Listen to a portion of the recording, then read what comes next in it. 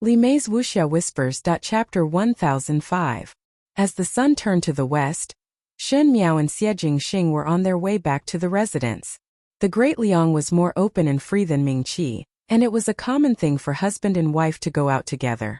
But because Xie Jingxing was too famous, almost everyone in Longyi knew him, and wherever he went, he would be surrounded by astonished gazes.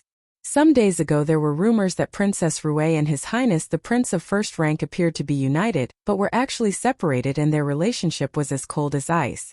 Now that both of them were traveling hand in hand, this rumor was dispelled. If it was really like the rumors that both of them were unfamiliar with each other, why would they travel so intimately?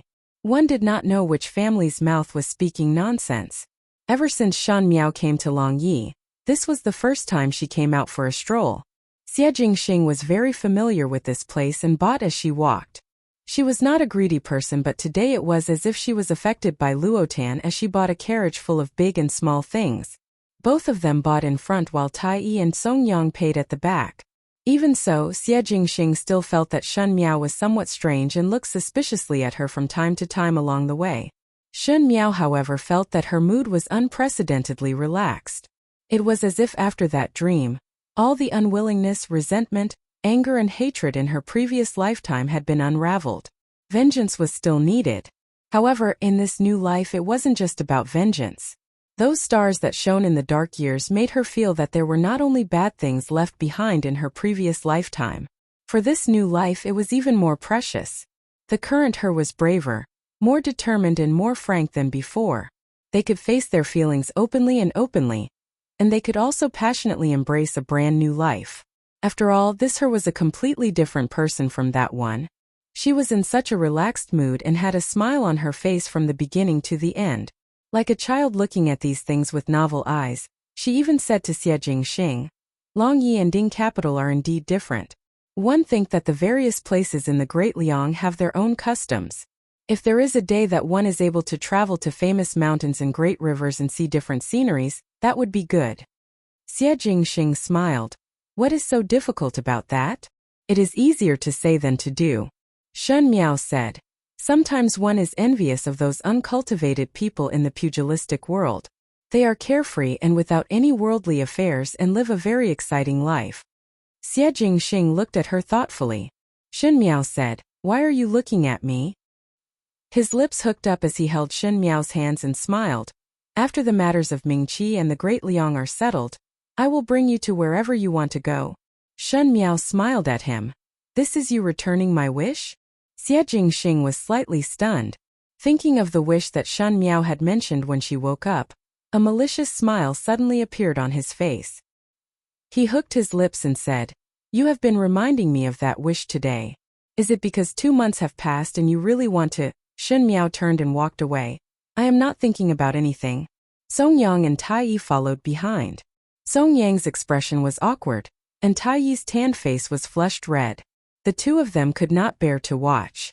It was naturally a good thing that the relationship between the masters was good, but to let the two of them serve in front of him was simply abuse. He might as well go guard the tower prison. When the moon gradually rose, there were fewer people on the streets. Shen Miao and Xie Jingxing had also strolled for a day and felt somewhat tired. It was rare for her to be in high spirits today, so Xie Jingxing accompanied her. Lime's Wuxia Whispers. Seeing that both of them had returned with a composed expression, Jingzhe and Guyu then gave a sigh of relief.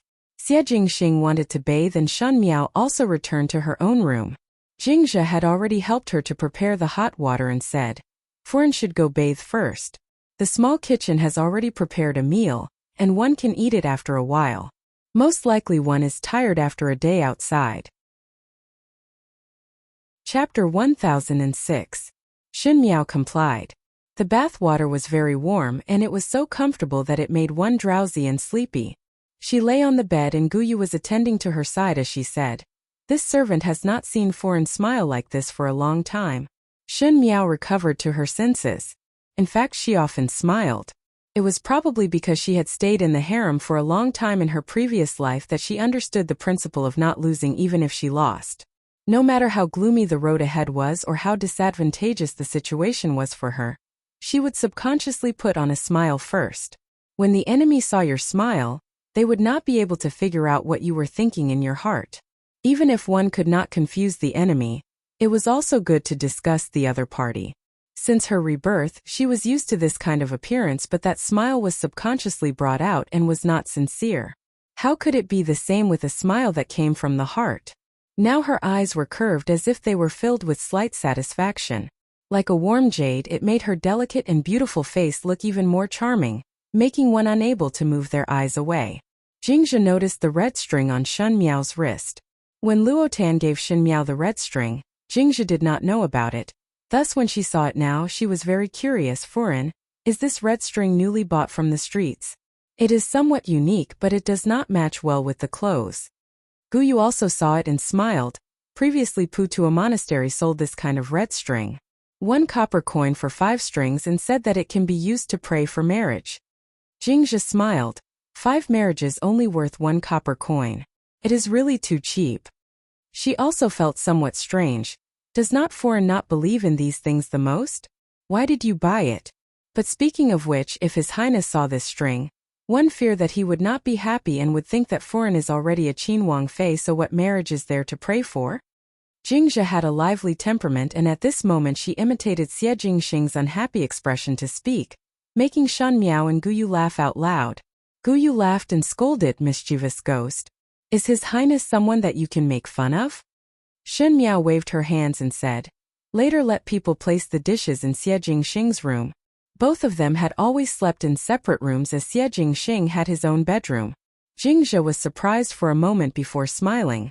Foreign wants to eat with His Highness. She could not help but feel happy for Shen Miao. These maids saw that Shen Miao and Xie Jingxing slept in separate rooms but did not know how to persuade them.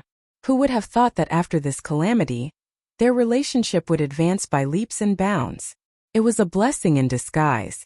Shen Miao said, this rope is very agile. Guyu looked at Shen Miao in surprise, as she did not know why she would suddenly say such words. Shen Miao looked at the rope and sighed softly. But this time her eyes were relaxed. This day was bound to come. Unlike the previous times when she was worried about gains and losses, this time she was fully prepared. Everything in this life was different from her previous life, including people and things. Therefore, she was still full of expectations for the future, but she would not bet all her future on one person. Grow by yourself, become someone who could stand shoulder to shoulder with the person you love, become equally powerful, protect the things you want to protect, and understand the feud you should understand. It was that simple. She let Jingzhe bring a handkerchief and said, help me to twist my hair. Xie Jingxing put on his inner clothes and walked out. He had bathed for a long time and the water was somewhat cold. When he was alone, there was no lazy smile on his face, but rather a somewhat cold expression that could not be seen clearly in the night. He was actually not a very passionate person, and under his cynical appearance, there was only a disdain towards the affairs of the world. Chapter 1007. When he went out, he saw a few exquisite dishes and snacks in the middle of the room. Xie Jingxing frowned. Tai. He was not used to eating in the room, as he was a person who loved cleanliness and was very orderly in private. The bedroom was a place to sleep and meals must be eaten in the hall. After calling out a few times, there was no response. Suddenly the door opened and it was Shen Miao carrying a wine jar in. That wine jar was very big and she was swaying as she carried it. Xie Jingxing went forward to catch it and placed it on the table before asking, what are you doing? Shen Miao said, I searched for a long time in your storeroom and found this jar. After smelling it, I estimated that it was 10 provinces incense and estimated that it was quite old, so I carried it out. Xie Jingxing paused and opened the wine jar. Indeed, a mellow and sweet smell of the wine hit his face. He smiled instead. Amazing. You also know about 10 provinces incense, and Uncle Tang actually did not stop you? 10 provinces incense was a top quality wine, and there was a price but no market. Even if one had more money, it would be hard to buy.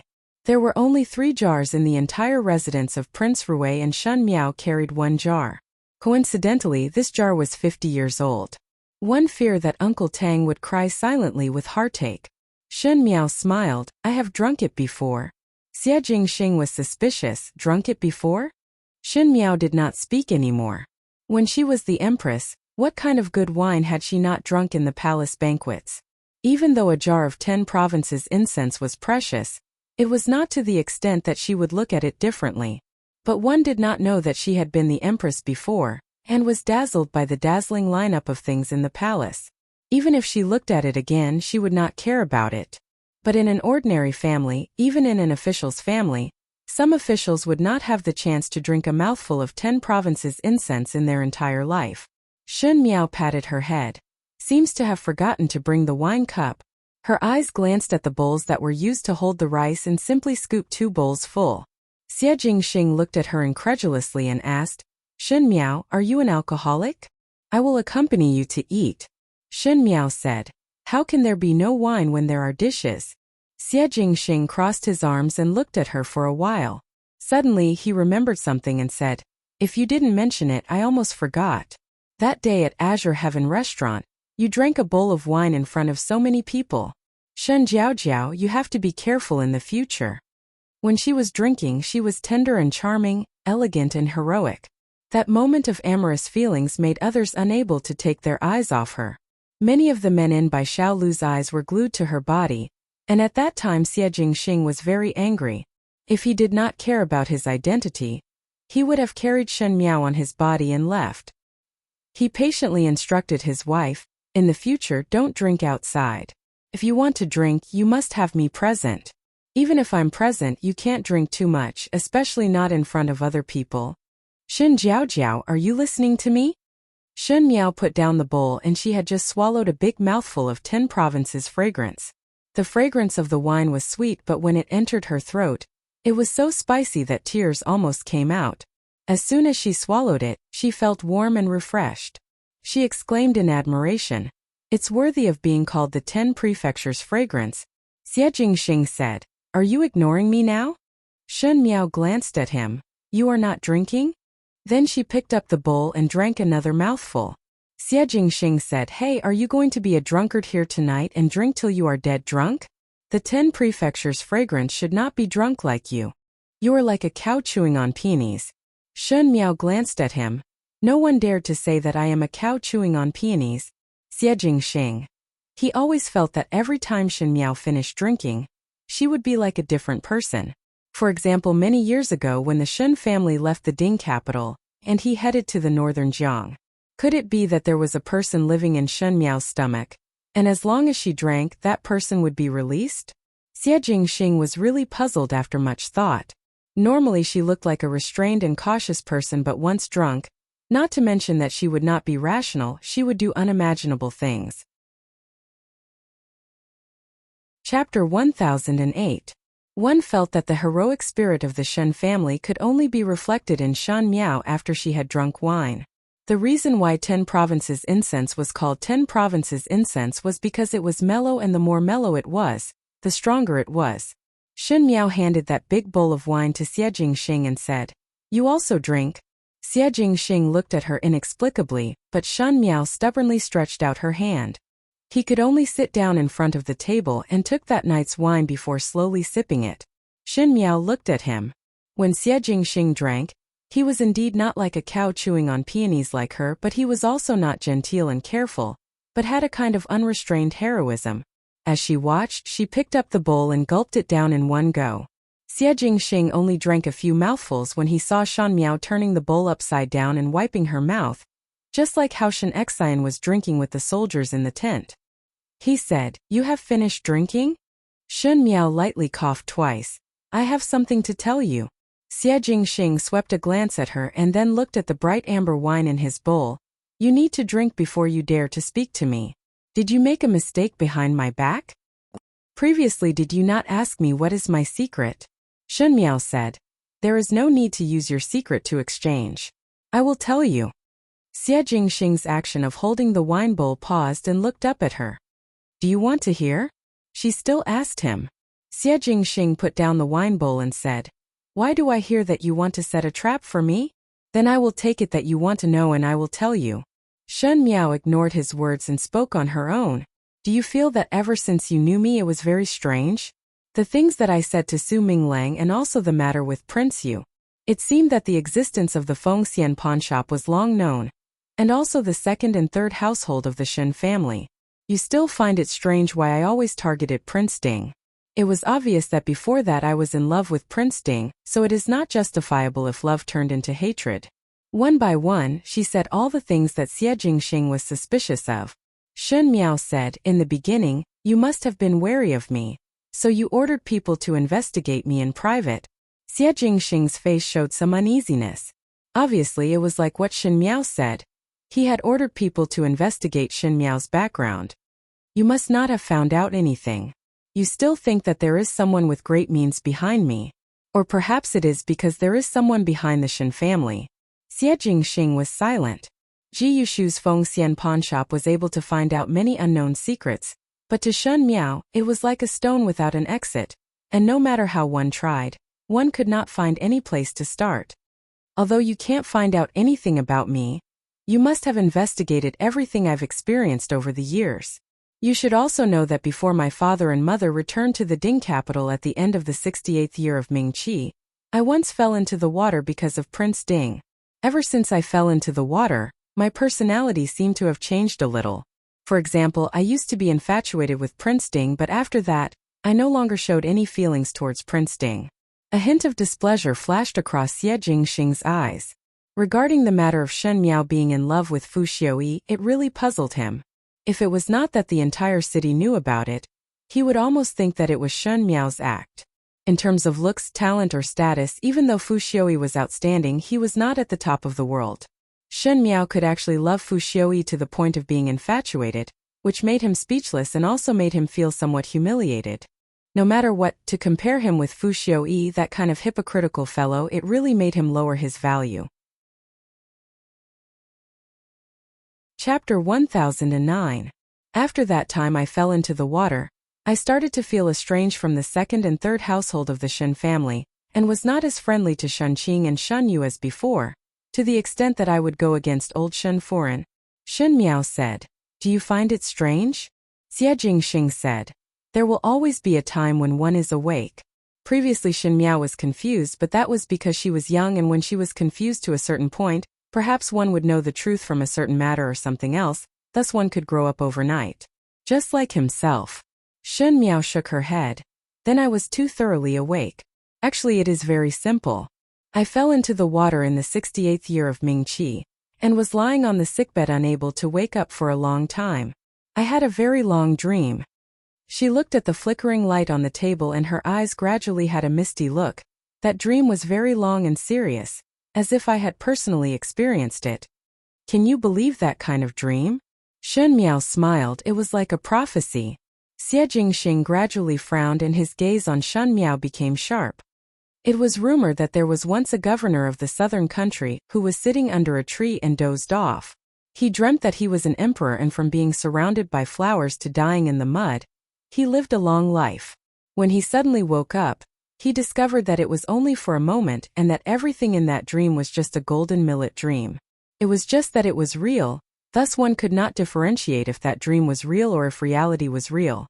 This dream of mine was even longer and more bitter than the governor of the southern country in the story. I dreamt of the future. She said. I dreamt that I finally married into the residence of Prince Ding, and the Shen family was tied together with the residence of Prince Ding. I dreamt that there would be disputes in the court, turmoil among the princes, and princes would fight for the throne, and at the end Fu Xiuyi would be the winner. He ascended the throne and I would be the Empress, being the mother of the world, and it was very glorious.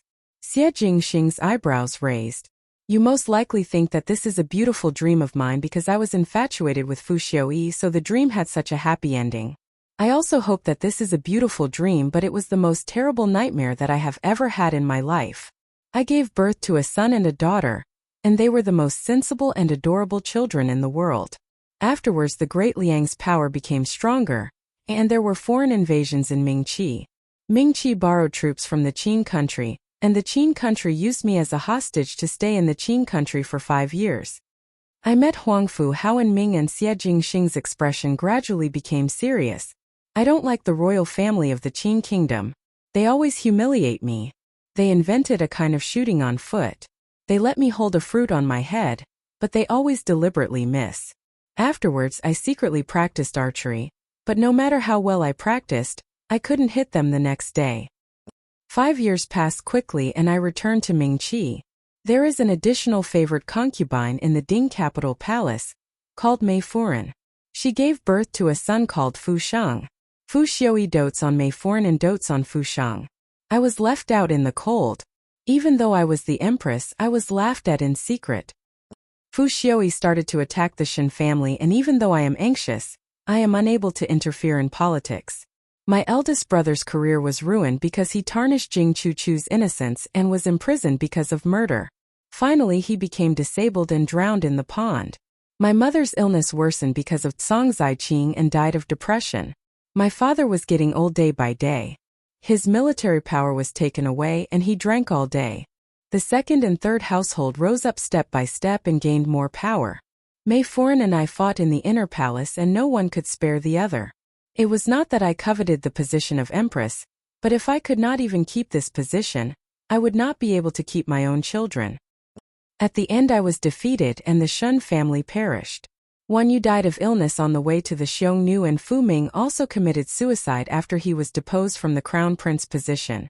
I was given a white silk in the cold palace and the eunuchs personally strangled me to death. I opened my eyes and found myself lying on the bed. It turned out that I had a very long nightmare.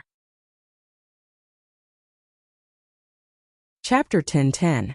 She lightly narrated this shocking dream, but there was a smile on her face. This smile was somewhat misty, as if it contained endless suffering, but the suffering could not be spoken out, so one might as well use a smile to replace it. Xie Jingxing did not speak. After she was drunk, she would always call herself Bengong, and Xie Jingxing would always laugh at her young age for scheming so deep. Occasionally he would also feel strange as to why in her dreams, she would always be a neglected and crippled empress. So it was Shen Miao said, "Do you believe in this dream of mine?" Xie Jingxing asked back, "Do you believe?" Shen Miao laughed. "If I do not believe, one fear that standing in front of you today would only be a grave. After I woke up, I was afraid that everything in this dream would happen and lived according to the rules, trying to find some clues to prove that it was just a nightmare. However, the more seriously I pursued, the more I discovered that it was not just a dream. Those things in the dream were happening one by one. I reminded Su Minglang because the Su family would be destroyed not long after because of the emperor's fear. Everyone in the Su family would be beheaded, and only you went to collect the corpses of the father and son. After the Su family, it would be the Shen family's turn. I was only trying to protect myself, so I went to remind the Su family but did not want to be discovered by you." At that time Xie Jingxing had doubts about her because of Su Minglang's words and repeatedly probed. Both of them clashed many times but were unable to understand each other's thoughts. "Then in that dream of yours, what was my ending?" Xie Jingxing stared at her and asked. Shen Miao said, "You are very good." The Xie family gradually declined and the Marquis of Lin died in battle. You replaced your father to fight again, and one heard that you were buried on the battlefield, but after many years, you returned to Mingqi with the identity of Prince Rui. Shen Miao smiled gently. Then you led the troops and horses to overthrow the imperial power. Xie Jingxing frowned. "Just like that." "Just like that." Shen Miao nodded her head. "Like that." He raised his eyebrows. "I thought that in your dream, you and I would have some involvement. You're treating it as a dream, aren't you? Or perhaps they thought that I was drunk and was talking nonsense." Shen Miao's eyes dimmed and said, "But this is also very good. I would rather it was just a dream. You may not believe some things when I say it, but I did indeed dream of Jing Chuchu, Chang Zhaoqing and the rest. I had never seen them before. Because of the nightmare, I had been wary of them even before that. Now that I think about it, a lot of things were only possible because of that dream." Xie Jingxing looked at her and smiled. That smile was gentle and comforting. "You did very well. Let bygones be bygones. In any case, I tried my best to avoid the ending of the dream. But one thing is, the two children in the dream are gone." Xie Jingxing's fingers that were rubbing the wine bowl paused for a moment before saying, "We will also have children." Shen Miao took a deep breath and looked at him. "Now you have to listen clearly to what I am going to say. In that dream, Mei Furan, who fought with me for a lifetime, the consort mother of the new crown prince, and finally the woman who almost controlled the court's politics, was called Li Mei. She was the daughter of an official that Fu Xiui met during the Eastern expedition. She was gentle and charming and good at reading people's hearts. Now I see her again. Do you find it strange that when you came out from the Imperial hunting grounds, I treated you coldly after I woke up because at that time I was very flustered? I saw Li Mei again. She is now called Yi Mei. Do you understand what I mean by saying it like this? She asked. Xie Jingxing did not speak for a long time. One did not know how much time had passed before he looked at Shan Miao. She is the enemy in your dream? I hated her to the bones for my entire life, but was unable to kill the enemy with my own hands. Meeting again in this lifetime, she had become the daughter that the Long Yi family had found. Xie Jingxing, I can endure my hatred, but there is one point. Yi Mei is not a good person, and for power, she can climb up by hook or by crook. She would not do unnecessary things. Since the residents of Prince Rui had accepted her kindness, it would definitely become a knife in her hands. You have to be wary of her. Xie Jingxing picked up the wine bowl again and drank all the wine in one gulp. Even though he was smiling, there was coldness in his eyes. Yi Mei? Fu Xiuyi's gaze towards females is as vulgar as always. I am different from him. No matter if your dream is real or not, Xie Jingxing said, the hatred in the dream is also considered as hatred. Just based on the fact that he betrayed your intentions, it is unforgivable. Leave your hatred to me. I will help you take revenge. He interrupted the words that Shen Miao was about to say.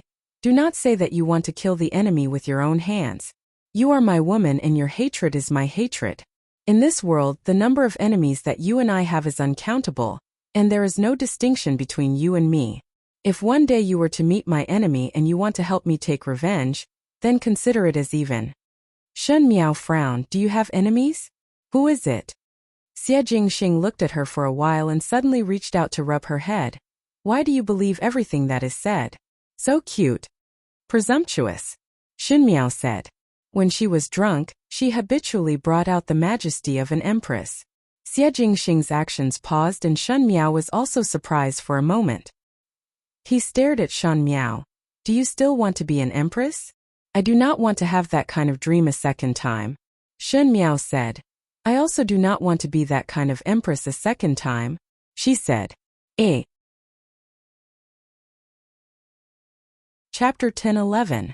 More than half of that jar of 10 prefecture spring ended up in Shen Miao's stomach. Xie Jingxing tried to stop it, but every time Shen Miao was stubborn, even Shen Exine was helpless, not to mention Xie Jingxing.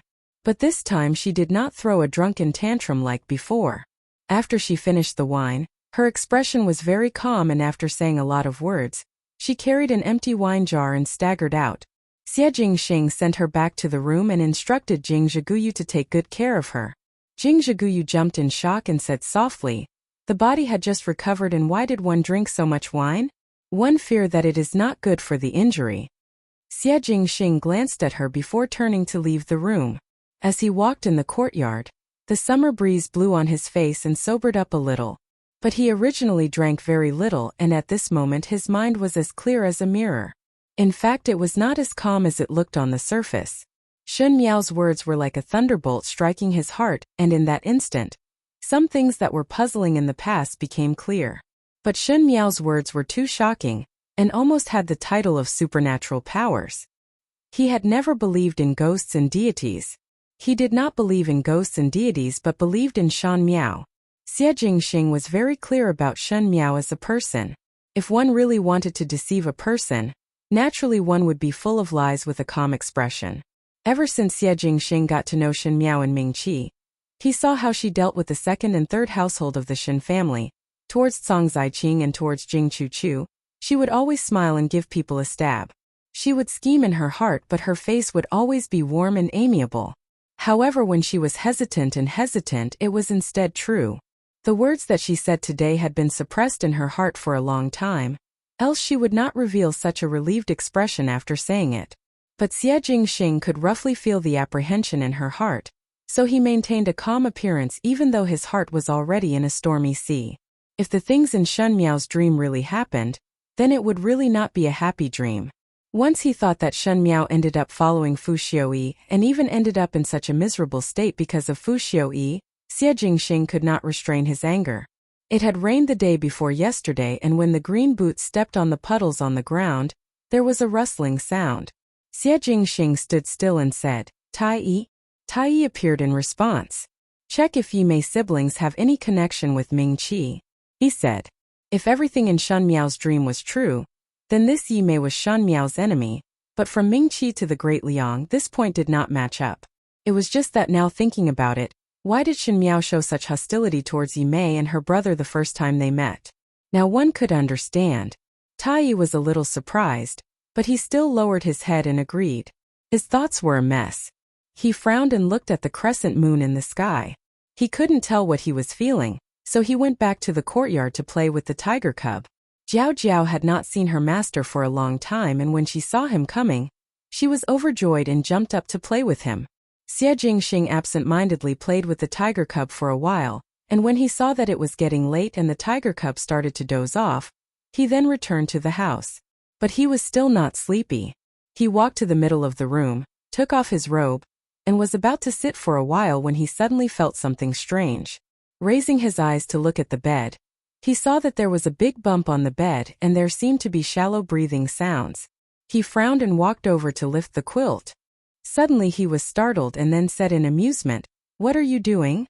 On the bed, Shen Miao was wrapped in his quilt and hugging a pillow in her arms as she stared at him. Previously she had been calm, as if she had not been drunk at all. Now that she had finally regained her senses, the alcohol had gotten to her head. Her fair face had turned bright red, and her pair of clear eyes were finally covered with a layer of water. She said, "I am offering myself as a pillow." Chapter 10-12. Xie Jingxing almost thought that he had heard wrongly and said, "What did you say?" Consortly once told me that if one wants to obtain a person's heart or admire a person, one must recommend oneself to sleep on the bed. Between males and females, the pleasure of fish and water is a matter of course. I have never enjoyed before and I think that you also have not, so I came to recommend myself to sleep on the bed. When Xie Jingxing heard her shocking words, his face flushed red and he stared at Shen Miao, as if he did not know how to react. Finally he said, "What nonsense are you saying?" He did not know who the consortly that she was talking about was, but thinking about the dream that Shen Miao had, Xie Jingxing thought incredulously that it could not be one of her sisters in the inner palace. Shen Miao sat on the couch and was drunk, but she still had to put on a dignified air and said, "I want to discuss with you." Xie Jingxing quickly walked to the table and poured a cup of herbal tea for himself. After drinking a mouthful of the herbal tea, the depression in his heart was slightly appeased. Shen Miao's completely different temperament when she was drunk was really unbearable.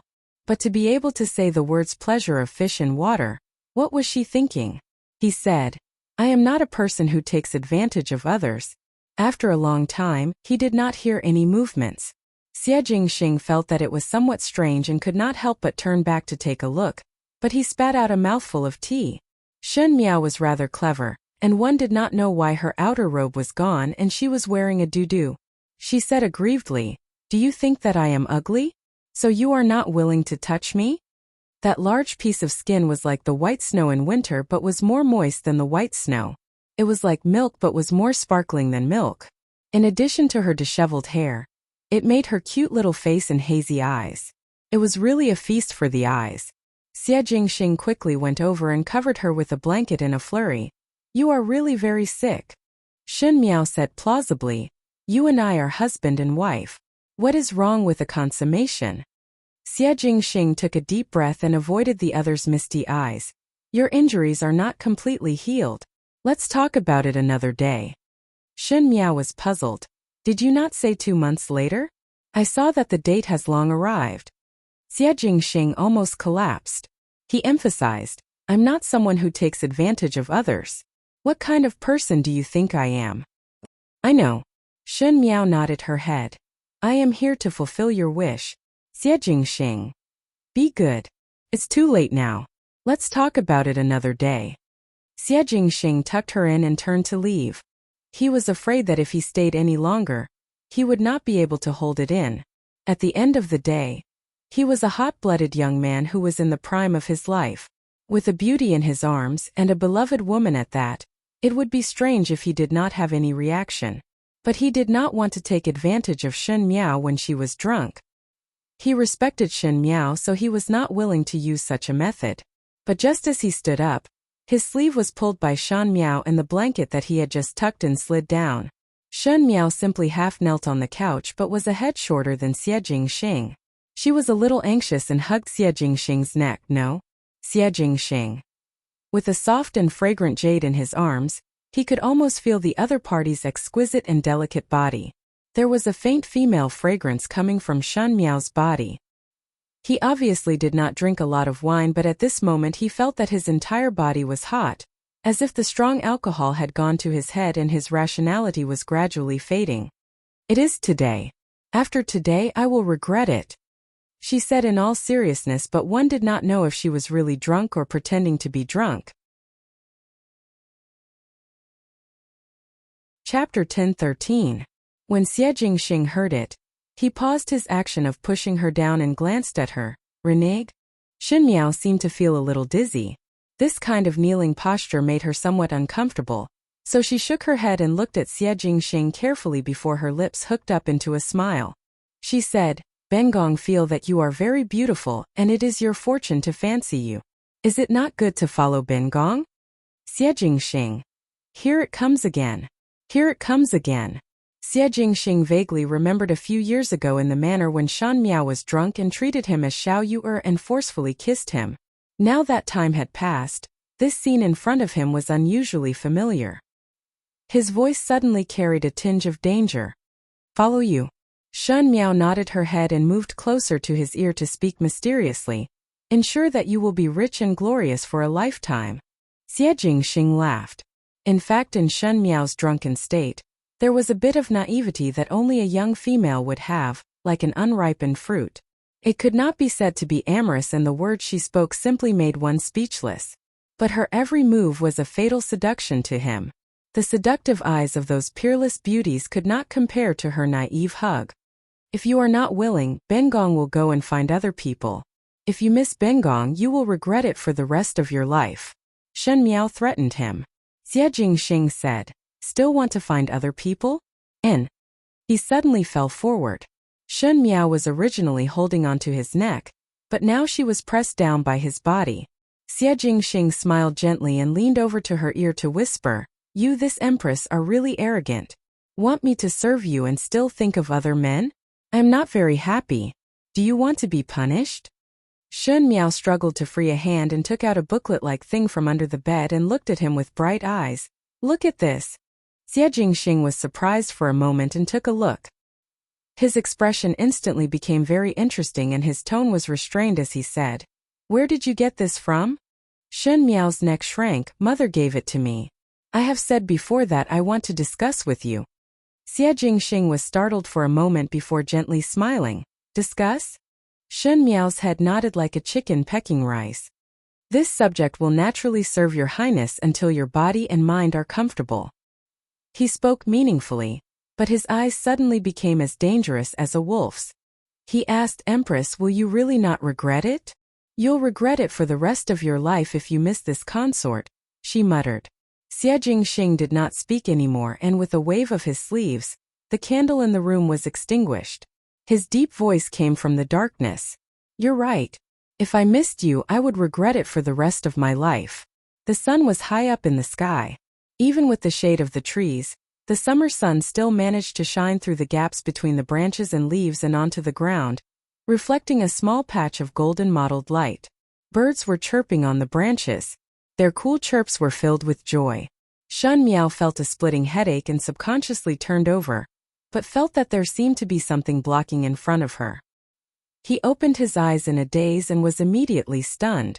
She lay in the man's arms, her hands still tightly wrapped around his waist. As he looked up, he saw a handsome face with a pair of peach blossom eyes that seemed to be smiling yet not smiling. It was a smile that contained the smile of a sales promotion. Shen Miao's heart exploded. What happened last night? How come she did not remember anything? She subconsciously wanted to sit up but felt that her entire body was sore. It was so painful that she sucked in a breath of cold air. The quilt that was tucked around her naturally slid down, revealing some obvious traces.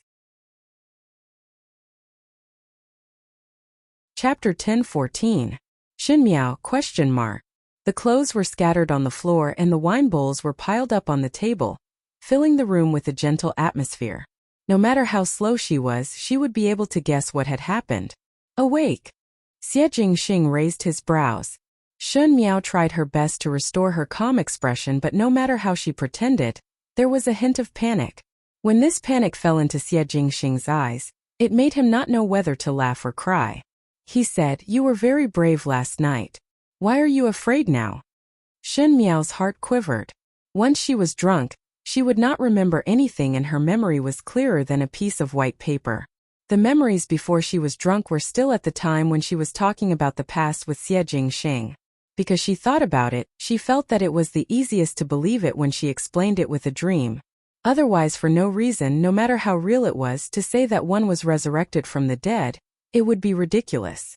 She drank some wine to boost her courage and remembered that Xie Jingxing seemed to believe her words, and did not have any other feelings towards her. But why did they sleep on the same bed? Xie Jingxing swept a glance at her confused look and said leisurely, "Do you know what you did last night?" Shen Miao did not dare to look at him and looked at the bedding calmly. "What else can I do? Sleep." "You slept with me," Xie Jingxing said. "Want me to serve you well?"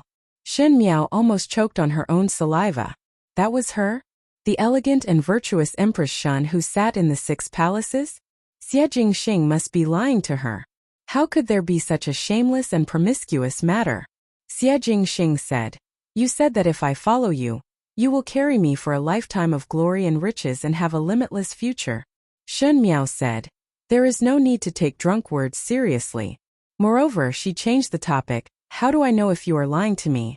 It is impossible for me to say such words." She might as well turn hostile. Xie Jingxing was not in a hurry and calmly took out a booklet-like thing from under the pillow and flipped through it before saying, "Yes, you also took the thing that your mother gave you and wanted to discuss it with me so that I can dispel your doubts. Do you still remember?" He swept the booklet in front of Shen Miao. Shen Miao only took a glance, but when she saw it clearly, she wanted to vomit blood in her heart. Could it be? All of these were available. This was given to her by Luo Shuiyan before she got married. It taught her the secrets of the boudoir.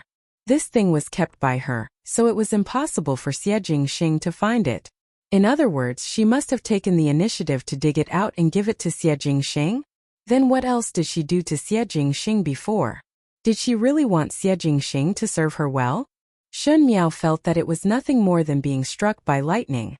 Xie Jingxing seemed to think that she was not embarrassed enough and lightly said, "Last night, you dragged me to discuss it and I only managed to discuss the first few pages. I thought that there is no need to be impatient for a long time, but you are so thirsty for talents. I must try this extremely difficult position." "Stop!" Shen Miao quickly interrupted his words, but her face was already red from embarrassment as she said, "Drinking is a hindrance, you don't know how to stop me. How would I dare?"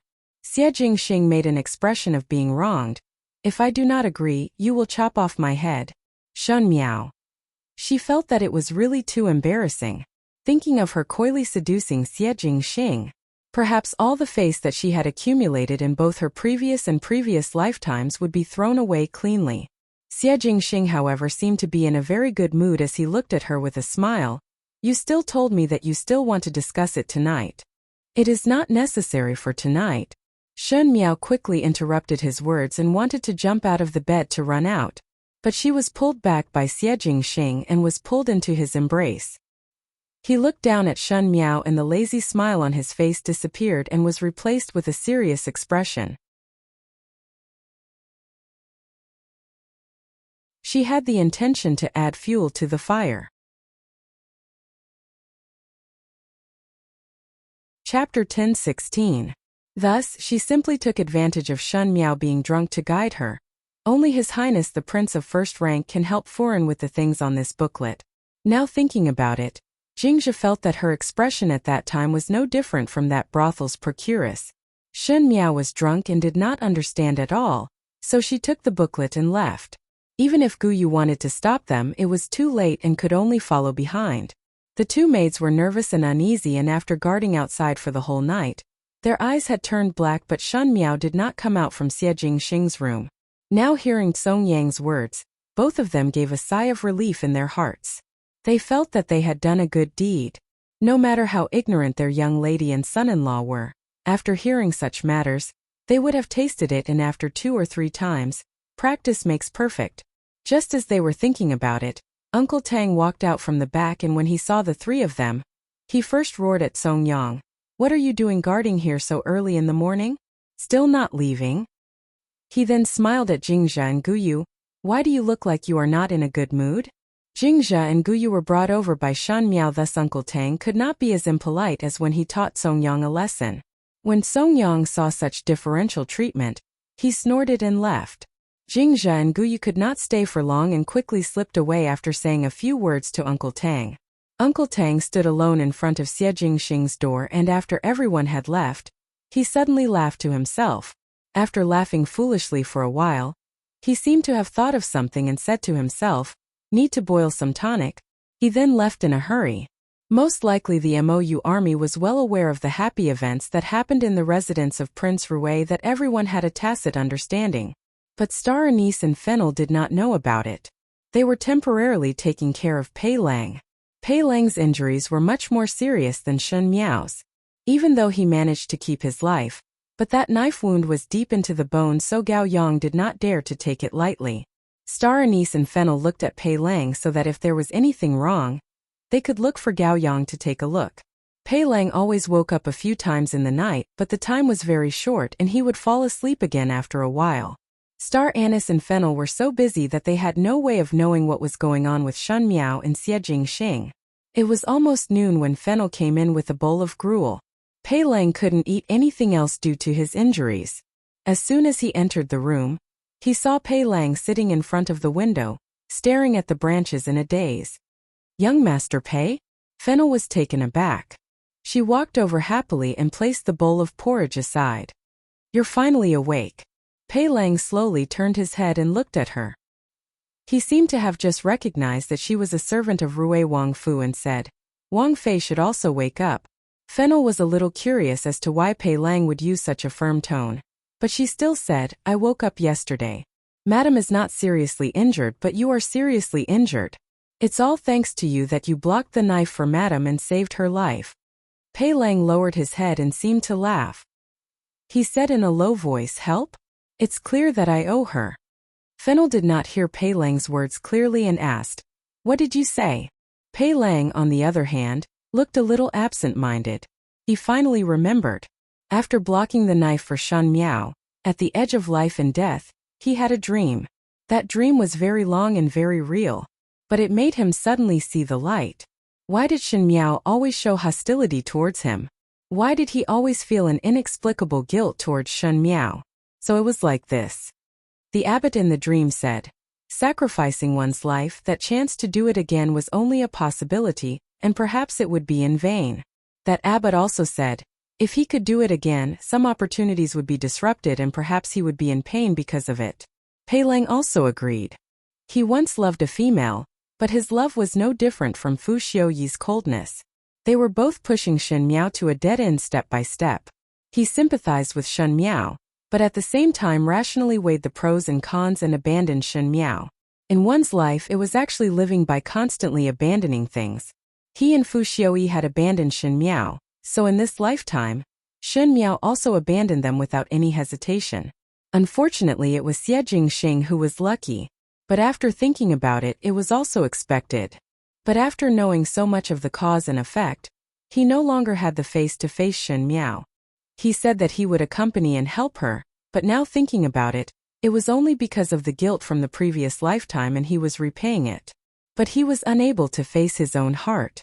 The complicated entanglement of this marriage caused his heart to be in a mess. It was time to end this mistake.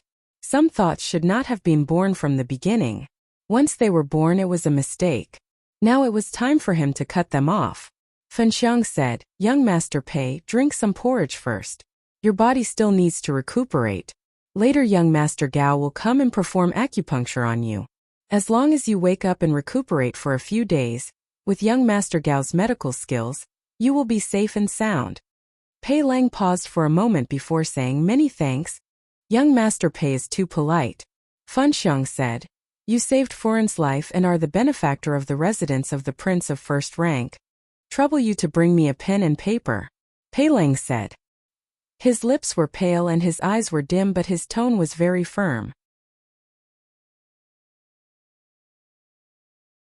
Chapter 10:17.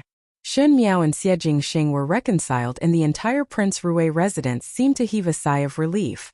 What was a blessing in disguise was that not only did both of them reconcile, they also started to sleep in the same room. This was simply out of everyone's expectations, especially Uncle Tang, who was the happiest. Every day Xie Jingxing would boil tiger, deer and bull's penis soup, making Shun Miao speechless every time she saw it. Xie Jingxing began to investigate the Yi family's matters, but what was strange was that Yi Mei siblings were indeed born and raised in the Great Liang and previously lived in Qin province, so there was no mistake about it. Shun Miao also did not know why it was so, but at the end she could only think that it was her rebirth that inadvertently changed a lot of things. For example, Fu Xiuyi's luck, or the identity of Mei Foreign siblings. But no matter how much it changed, there was one thing that would not change. Yi Mei was her enemy in the past life, and in this life she entered the Yi family, so the position of their sworn enemy did not change at all. Pei Lang's injuries also gradually got better. Shun Miao went to take a look once but did not enter the room. She only looked from afar, and when she saw that he was able to get down and drink his medicine, she then left. Towards Pei Lang, Shun Miao's feelings were very complicated, but most likely Pei Lang did not know about the matters of the past life. Even though she knew about the matters of the past life, she was unable to face the other party with a peaceful mind. Thus she could only maintain this kind of distance. Xie Jingxing, however, was very satisfied with this and said that she was more sensible than in the past and used this opportunity to reward her. It was as if he wanted to make up for all the rooms that he did not consummate, making Shun Miao unable to lift her spirits these few days, as if a male ghost was plucking her yin to nourish her yang. The situation in Longyi looked stable, but the whirlpool of disputes was not what others could imagine. After the imperial hunt that Emperor Yonglu had set up, he started to close the net that was previously set up to deal with the Lu family. The Lu family was busy dealing with the imperial family, and Xie Jingxing was also busier. Naturally, Shen Miao would not be relaxed because there was a letter from Ming Qi's side. Luo Shuiyan's letter to Shun Miao had arrived. There were two letters to home. One was from Luo Shuiyan, saying that everything was fine with them and also exhorted Shun Miao to not swallow any grievances in Longyi, and to write back to tell them. Then he carefully exhorted to treat Xie Jingxing with respect, to support and understand each other. Forget it. He just wanted to ask about the situation at Shun Miao's end. The other letter was written by Shan Qiu. Shun Qiu's letter was different from Luo Shuiyan's. At the beginning, when Shun Miao was married, she had talked to Shan Qiu about some things. Even though it was not clear, it hinted to Shan Qiu to be wary of the imperial family of Ming Qi. The imperial family of Ming Qi was a pot of mud, and what the Shun family had to do was to be wise and protect themselves. No matter what method they used, they had to draw a clear relationship with the imperial family, otherwise they could only be dragged into the mud. If it was necessary, even if they had to abandon the Shun family's integrity, they must first preserve their lives. This time in Shan Qiu's letter, he talked about the situation in Ming Qi. Counting it, Shun Miao had left the Ding capital for more than half a year. The situation in the Ding capital was already on the verge of breaking out, and there would be changes every day, not to mention in half a year. However, the sudden change caught everyone off guard. Emperor Wenhui was seriously ill. First was his cough, and then his condition worsened, and now it was to the point where he could not attend court. Occasionally when he attended court, he was listless and would disperse after listening to a few sentences. One did not know why there were rumors in the palace that Emperor Wenhui was like a dried-up oil lamp, and would not be able to last more than a year before he would not be able to live. When Shun Miao saw this line of words, she only laughed. How long could Emperor Wenhui live for? Was it really just 1 year? Shun Miao did not believe it, as in the previous lifetime Emperor Wenhui did not die so early. Of course, it was hard to say if there was anything fishy about Emperor Wenhui's death. The imperial family of Ming Qi was intricate and complicated, and the princes were not as simple as Long Ye's side. If one person ascended the throne, there would be a lot of sacrifices, so what was one imperial father?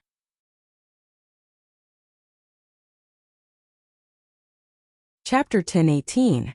Shun Qiu mentioned in the letter that Emperor Wen Hui was seriously ill, but one did not know why he made things difficult for his most favored consort Su Xian. Consort Su Xian was demoted to a talented person, and not only that, the entire Su family was also implicated by Emperor Wen Hui, implicating the two brothers, Prince Zhou and Prince Jing. These two brothers could no longer manage the matters in court, and Shun Qiu did not understand the specific situation. In short, Consort Su Xian, Prince Zhou and Prince Jing had all fallen out of favor. Prince Zhou and Prince Jing seemed to have fallen into a disadvantageous position in the fight for the throne, whereas Prince Li's faction was unprecedentedly on good terms with Prince Ding. Prince Li's faction was also a powerful faction in the fight for the throne, and Prince Ding, Fu Xiuyi, had no relationship with them at all, but now they were on good terms. Thinking about it, it was not right. What made one even more suspicious was that in this faction, the original Prince Li actually had the intention to follow Prince Ding's lead. When writing till here, Shun Qiu's handwriting was somewhat sloppy, and it was obvious that his mood was not calm. Forget it, he then summed it up. Most probably in the current Ding capital, among the original princes, the hottest one was the 9th prince, Fu Xiuyi, who had no desires. And Fu Xiuyi's consort mother, Consort Dongshu, had become Emperor Wen Hui's support. When Emperor Wen Hui was seriously ill, the person he doted on was the person closest to him. Some people guessed that looking at this trend, the crown prince would eventually be gone and Emperor Wen Hui would most likely pass the throne to Prince Ding, Fu Xiuyi. Thus a large wave of officials switched sides to Fu Xiuyi's side. No matter if it was because of his own reasons or external factors, no matter how one looked at it, Fu Xiuyi would become the future crown prince of Mingqi. And Fu Xiuyi gradually started to deal with the Shen family. The Shen family's military power had previously been taken back by Emperor Wen Hui, but Fu Xiuyi wanted to give Shen Xian new power, to let both father and son lead a brand new army. No matter how one looked at it, it was a pit.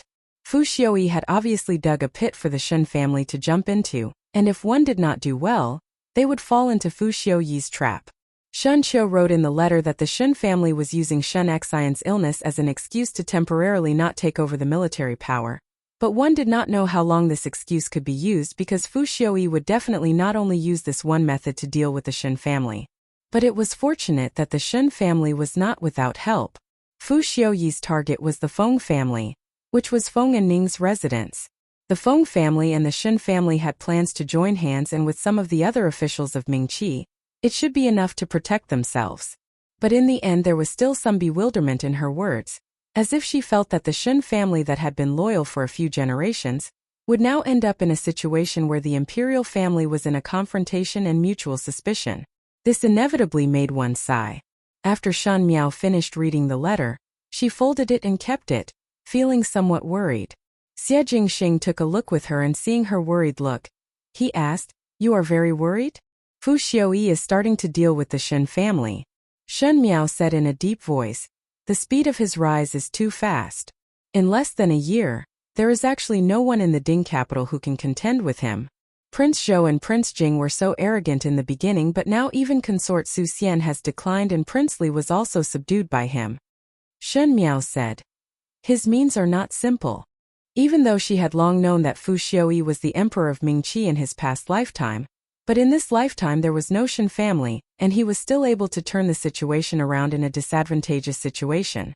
This made Shen Miao feel that the arrangement of the Shen family was somewhat rash. Perhaps she had underestimated the enemy. It is not strange. Xie Jingxing smiled. In order to fight for the throne, he had been preparing for many years. Even though Prince Zhou and Prince Jing had the advantage, they were slower than him.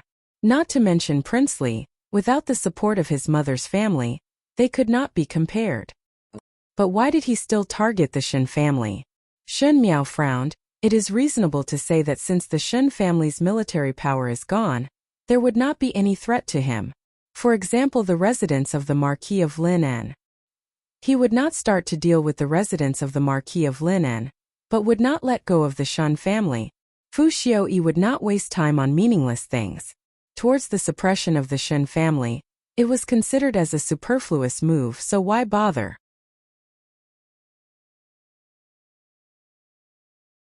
Chapter 10:19. Xie Jingxing pondered for a moment before saying, Perhaps it is because of you? Me? Shen Miao looked at him. You married to the Great Liang and Fu Xiaoyi previously suspected my relationship with you, suspecting that the Great Liang was the backing of the Shen family. After returning to Longyi, I also ordered people to pay attention to Fu Xiaoyi's movements and discovered that he was investigating everything about me in the residence of the Marquis of Linan. Perhaps he knew my identity. Perhaps they misunderstood the relationship between the Shen family and me, and thought that the Shen family had already defected to the Great Liang, or had other plans. He paused before continuing. Fu Xiaoyi's methods are ruthless and he has a suspicious nature. Once he senses that something is not right, he will definitely cut the weeds and eliminate the roots. As long as the Shen family makes him feel uneasy, he will spare no effort to eradicate them. I understand that. Shen Miao's eyes were slightly cold. Even at the end of the previous lifetime, did Fu Xiaoyi not clean up the first household neatly because of the Shen family's military power? But you don't have to worry. Xie Jingxing pinched her face. I have arranged people in the Ding capital. No matter what, they have the ability to protect your family's safety. You have long arranged people? Shen Miao asked. Why not tell me earlier? Xie Jingxing said. Is there a need to claim credit for this kind of matter? That is also my family. Without proper arrangements, how can I let them stay in the Ding capital? When Shen Miao heard Xie Jingxing say that is also my family, her heart was as sweet as eating honey and there was a smile in her eyes as she said, speaking of which, I did not think that the Feng family would actually join hands with eldest brother. In the beginning, in order to prevent Feng and Ning from repeating the mistakes of the past lifetime, she also specially took care of Shen Qiu to help look after the Feng family, but one did not know when they had such a friendship. But from this, it seemed that Feng and Ning would not be like the previous lifetime, marrying that Biao older brother who was golden on the outside but rotten on the inside. But there is one thing that I wanted to tell you. Xie Jingxing's face suddenly became serious. Fu Xiaoyi and the Emperor of Qin State have a secret relationship. Shen Miao was startled for a moment before asking, do you need to borrow troops? Speaking of this matter, Shen Miao recalled the time when she was a hostage in the Qin country for 5 years. Now that Fu Xiaoyi did not have a wife, could it be that he was looking for other hostages? It could be possible that they had reached some private agreements, most likely to be ceding land. Xie Jingxing said. Shen Miao frowned. Is it to help him fight for the throne? But borrowing the power of a foreign country to fight for the throne, there will be many implications in the future. Fu Xiaoyi will not do this. Xie Jingxing's eyes sank and said, to deal with the Great Liang. Shen Miao looked at him. They want to deal with the Great Liang? That's crazy. Even though Mingqi and the Qin country's combined strength was much higher than before, but the Great Liang's strength was placed in front of everyone, at least it would be a situation where both sides would suffer. They had lived in harmony for so many years, so why would they take the initiative to start a fight? This is not something that can be tolerated. Xie Jingxing laughed. Moreover, Longyi is currently in chaos because of the Lu and Yi families. They will not let go of this opportunity. Shen Miao carefully thought about Xie Jingxing's words for a while and said, what you said is right, sooner or later there will be such a day. It was just that to start a war now, it might not be a good opportunity for the Great Liang. You don't have to worry. Xie Jingxing rubbed her head. Leave these to me. I am also the Wangfei of the residence of Prince Rui. Shen Miao glared at him and was very dissatisfied with his words. Xie Jingxing looked at her unruffled. Oh, from an empress to a Wangfei, don't you find yourself at a disadvantage? The meal has already been eaten, so what is the point of saying these now? Shen Miao snorted. Xie Jingxing still wanted to speak, but Fennel Xiang knocked on the door and motioned her to come in. Fennel Xiang looked at Shen Miao and then looked at Xie Jingxing with a tangled expression.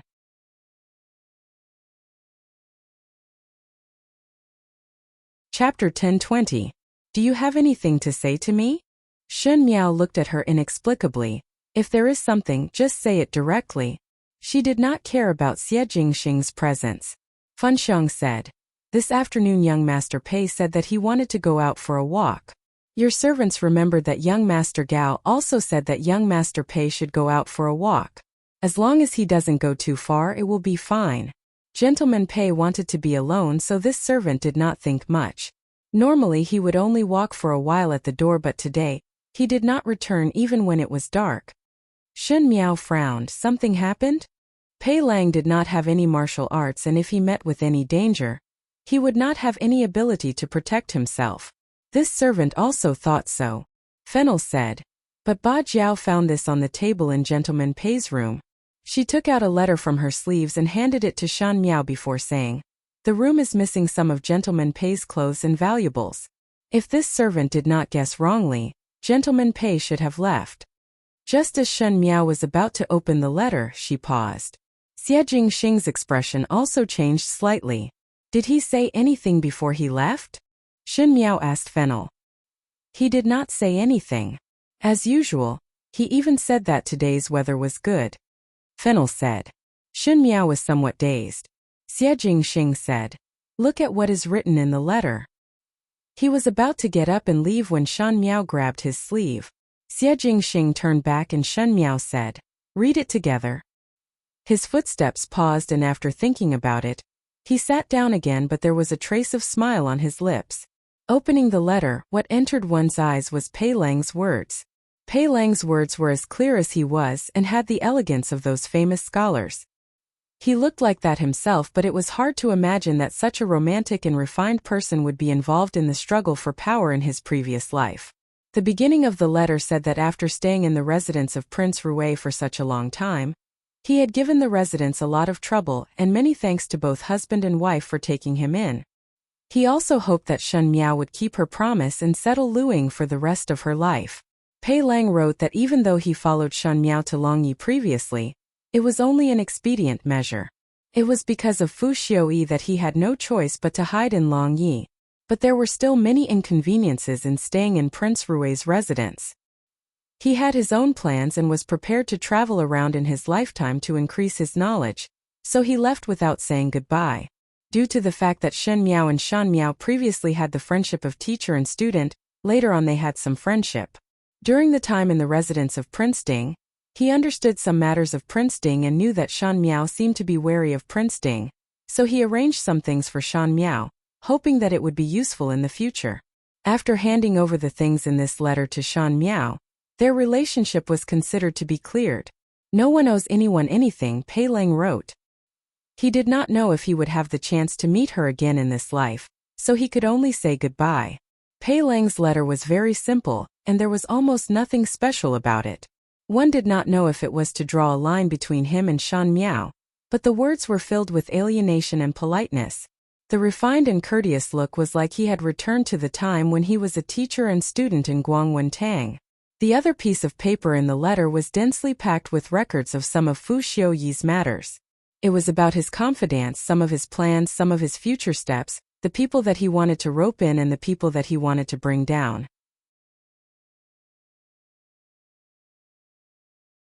Chapter 1021. Xie Jingxing said, "How could he know so much?" Even if Pei Lang was a spy by Fu Xiuyi's side and Fu Xiuyi trusted him previously, it was not possible for him to trust to this extent. And these chess pieces that Fu Xiuyi had hidden in various places were all written out by Pei Lang. It was as if he was a trusted general that had followed him for many years and knew his master's matters like the back of his hand. That was why he was so detailed. Shen Miao's fingertips were somewhat trembling. Some of the things in here clearly happened a few years later. Even now, Fu Xiuyi did not know those people, so how would Pei Lang know? Unless Pei Lang also had the memories of the past lifetime. Thus he already knew about Fu Xiuyi's future confidant and chess pieces, and future plans. When did Pei Lang know about it? It was obvious that he did not understand anything previously. Could it be? Shen Miao's heart moved. She was on Xie Jingxing's birthday and dreamt of the past lifetime because of the assassination. Could it be the same for Pei Lang? She looked at the Fennel. What is different about Gentleman Pei these days? Different places? The Fennel carefully replied, there seems to be no difference, just that he often sat there in a daze, not knowing what he was thinking about. But Gentleman Pei's character was quiet previously, so it should be during the period of recuperation. Shen Miao could not make up her mind and wanted to ask if Pei Lang knew about the matters of the past lifetime. Pei Lang was the person that followed Fu Xiuyi for the longest time, so naturally he understood Fu Xiuyi the deepest. But just as he wanted to speak, he stopped. So what about it? If Pei Lang really recalled the past lifetime, just like how Shen Miao was unable to face Pei Lang would also be unable to face her. The two of them were not considered as fated enemies, nor were they close friends. There was a blood debt that was personally paid off. Deep in the palace, one had no choice but to commit a mistake. One could not act as if nothing had happened, and one could not clearly explain it. Xie Jingxing saw her uncertain expression and asked, "Do you need me to order people to capture him back?" Shen Miao recovered to her senses and said, "No need. Since he wants to live his own life, then let him go." Meeting was better than not meeting, so it was good for Pei Lang to leave like this. She pinched that piece of paper and there was a hint of sternness in her eyes. When Xie Jingxing saw it, he said, "It is written here. It's true." Shen Miao said, "One have to hand this to eldest brother. We are not in the Ding capital and it would not be easy to move around with this.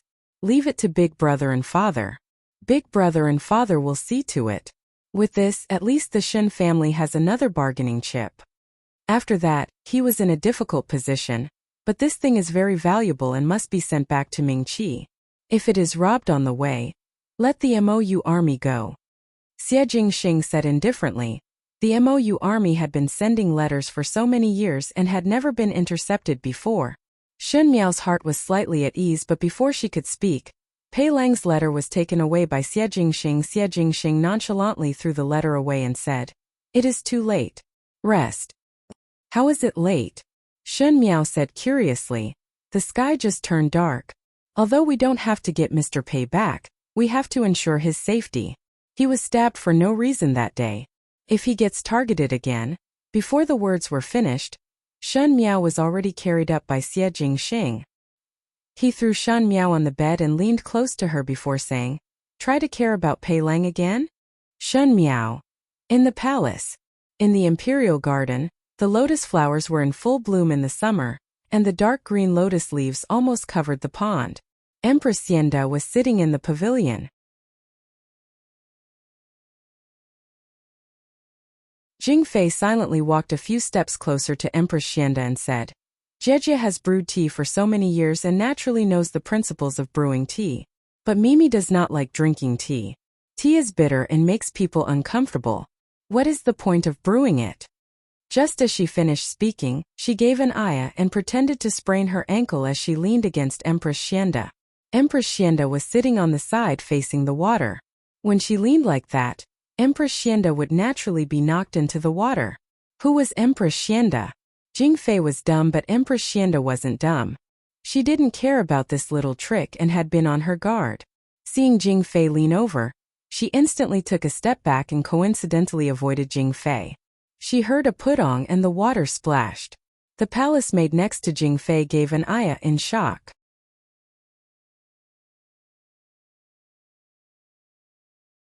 Chapter 1023. In the deep of the night, the residents of Prince Rui had fallen into a deep sleep. When everything was quiet, suddenly a voice was heard. It was Tai Yi, who suddenly had an important matter to report. Normally at this time, Tai Yi would not come and disturb. Shen Miao was in a daze from her sleep when she felt Xie Jingxing get up and leave the door.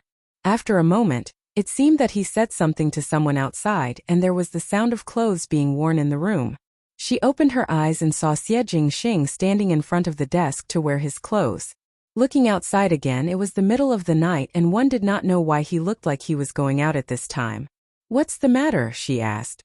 Xie Jingxing saw that she was awake and said, "Something happened in the palace. I will enter the palace to take a look. Sleep first and do not need to wait for me." Hearing that, Shen Miao's drowsiness was mostly dispersed. Since Xie Jingxing had to go out in the middle of the night, it could be seen that the matter was very serious and it was a matter in the palace. She said, "What matter is it? Is it very serious?" The Empress pushed Lu Jing into the pond. Xie Jingxing said as he put on his outer robe, "The specific matter cannot be said clearly in a short time." Shen Miao first breathed a sigh of relief. Xie Jingxing ran into the palace in the middle of the night, and she thought that there were assassins in the palace. Hearing this, she was reassured. But when she thought about it, she asked in surprise, why would the Empress push Jing Fei into the pond? Shen Miao had rarely seen Empress Xianda and had seen consort Jing Facing a person like Consort Jing, Empress Xianda was disdainful to fight with her, and Empress Xianda was not an impulsive person. If it was said that Consort Jing pushed Empress Xianda into the pond, Shen Miao would believe it, but if it was said that Empress Xianda did it, Shen Miao would not believe it. The Lu family are now in the palace, Xie Jingxing said. They like to be pestering. I will go and take a look first. Shen Miao quickly got up. I will also go. It is too late. Xie Jingxing did not agree. You sleep first. Nothing will happen. Shen Miao shook her head. Since I have already instructed you to enter the palace, it would not be a simple matter. Anyway, I cannot sleep, and if you leave me alone in the residence, my imagination would run wild. It would be better to go with you and know what is going on. Perhaps I can be of help. Xie Jingxing thought about it and said, never mind, I am not at ease leaving you here alone. Let's go. Shen Miao quickly got up and changed her clothes. Because it was too late at this time, the servants were all resting, so Xie Jingxing and Shen Miao only brought Tai Yi and Song Yang along. Both of them rode the carriage on the streets of Long Yi, and there was not a single person on the streets. Xie Jingxing's expression was somewhat cold, and Shen Miao was also thinking seriously in her mind. Even if Empress Xianda really pushed Consort Jing, it would not be worthwhile to call Xie Jingxing to the palace in the middle of the night. To say something unpleasant, even if Consort Jing died because of this, it would be a fight between the women in the inner palace, and it would be able to send the Lu family away. Moreover, now that Emperor Yonglu and the Lu family had almost reached the point of falling out, why would he make a big fuss just to deal with the Lu family? When Shen Miao was in Mingqi, she had seen such palace concubines who would make things difficult for each other because of jealousy. Consort Jing was pushed into the pond by Empress Xianda, and it was the most shoddy framing. So why would Xie Jingxing also make a trip to the palace? Shen Miao always felt that the matter was not that simple. However, Tai Yi said that the person from the palace who came to deliver the imperial edict was not very clear, so no one knew what the specific situation was. Both of them had their own thoughts, and in the blink of an eye, they arrived at the palace doors. At the palace doors was Emperor Yongli's Deng Gonggong. When he saw Xie Jingxing, he was happy but was surprised for a moment when he saw Shen Miao jumping down from the carriage. However, he did not worry about it and smiled. Your Highness, Prince of First Rank has finally arrived. His Majesty is waiting for you in the palace.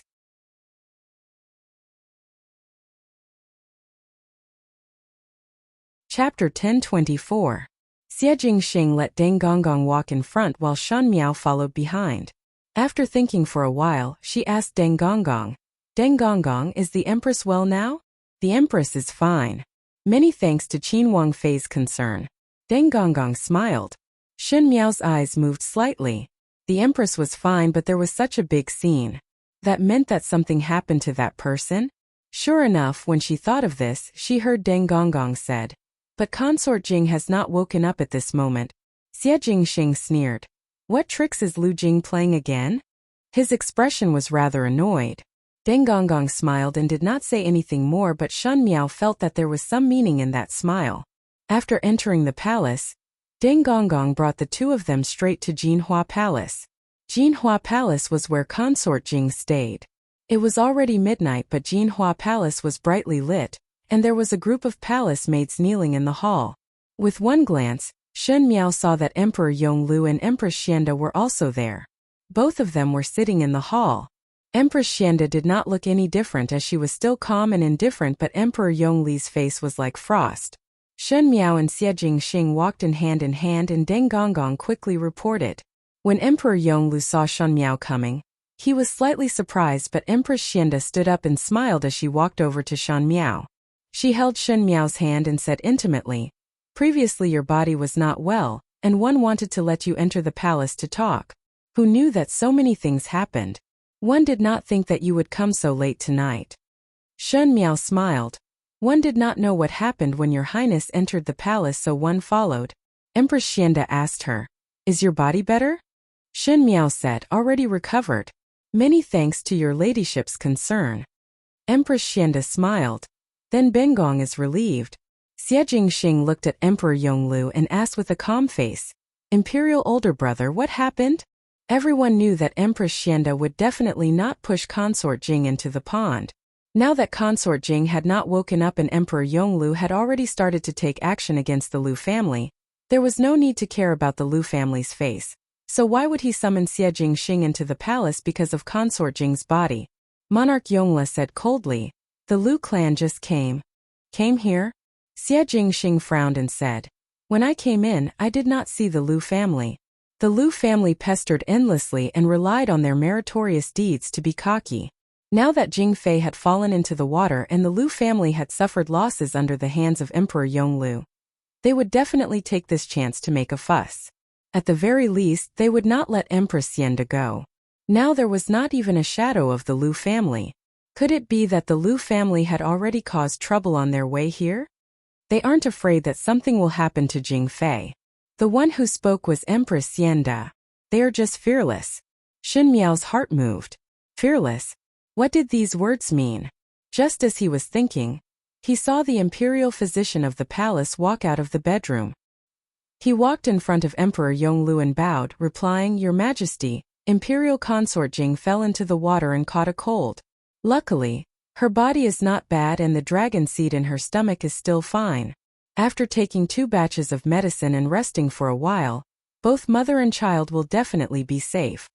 Jing Fei was pregnant? Shen Miao and Xie Jingxing were startled at the same time. Subconsciously, Shen Miao looked towards Empress Xianda. Empress Xianda's spring lips slightly raised and she looked as calm and generous as usual. It was just that Shen Miao felt that there was some ridicule in that smile. Looking at Emperor Yonglu again, his eyes were cold and his face was as deep as water. No matter how one looked at it, it did not look like he was happy. It seemed that Jing Fei had woken up in the room and started to call out, "Your Majesty, this Chia wants to see Your Majesty." Xie Jingxing looked at Emperor Yonglu with a smile that was not a smile, but Emperor Yonglu turned his head to look at Empress Xianda. Empress Xianda smiled gently. "Your Majesty should also go and see Jing Fei. The child is after all innocent." She then looked towards Xie Jingxing. "The Emperor will most likely want to speak to you in a while. Wait here for a while." She then said to Shen Miao, "After being tossed around for so long, Bengong also need to go back and change clothes. Qin Wang Fei should accompany Bengong. One fear that one would go crazy in the middle of the night. There is just hot tea in Weiyang Palace."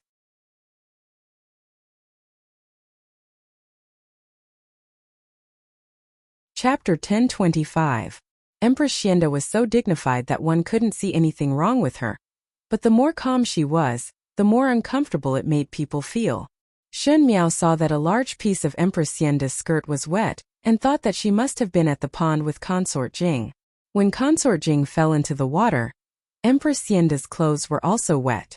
However, probably because he had been worried about Lu Jing, he didn't bother to change into a clean set of clothes. She nodded and said, "All right." Emperor Yonglu stared at Empress Xianda and didn't speak. In the room, Jing Fei's calls became more and more delicate. Empress Xianda said, "Your Majesty should go in early to see. The one who is tired is not Jing Fei, but the child in Jing Fei's stomach." Finishing, she didn't care what expression Emperor Yonglu had and pulled Shen Miao away. As soon as they left the Jinghua Palace, the air outside seemed to be much fresher. Long Ye's bitter summer was about to end. Not long after, the weather would gradually turn cold and it would be the beginning of autumn. Nowadays, the better the flowers bloomed in the summer, the more desolate the withering ones would be in the future. Shen Miao lowered her head and thought of the strange atmosphere between Emperor Yonglu and Empress Xianda just now. She felt that Empress Xianda was a bit tired today. Even when they were in Jinghua Palace, she was at odds with Emperor Yonglu. This was different to Empress Xianda's steady personality. Maybe it was because of Jing Fei's child? That's right, Empress Xianda had no children. Ever since the first time Shen Miao entered the palace, she discovered that Emperor Yonglu was currently in his prime but did not have any heirs. The reason why the Lu and Yi clans had so many followers in the imperial court, aside from the power left behind by the previous emperor, was that they did not have any heirs. No matter how one looked at it, an emperor without his own children would not last long. But now Jing Fei had one?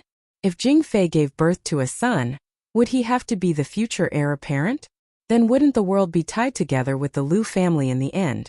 Outside relatives monopolizing power was what Emperor Yonglu didn't want to see the most. No wonder Emperor Yonglu wasn't happy at all when he heard Jing Fei was pregnant.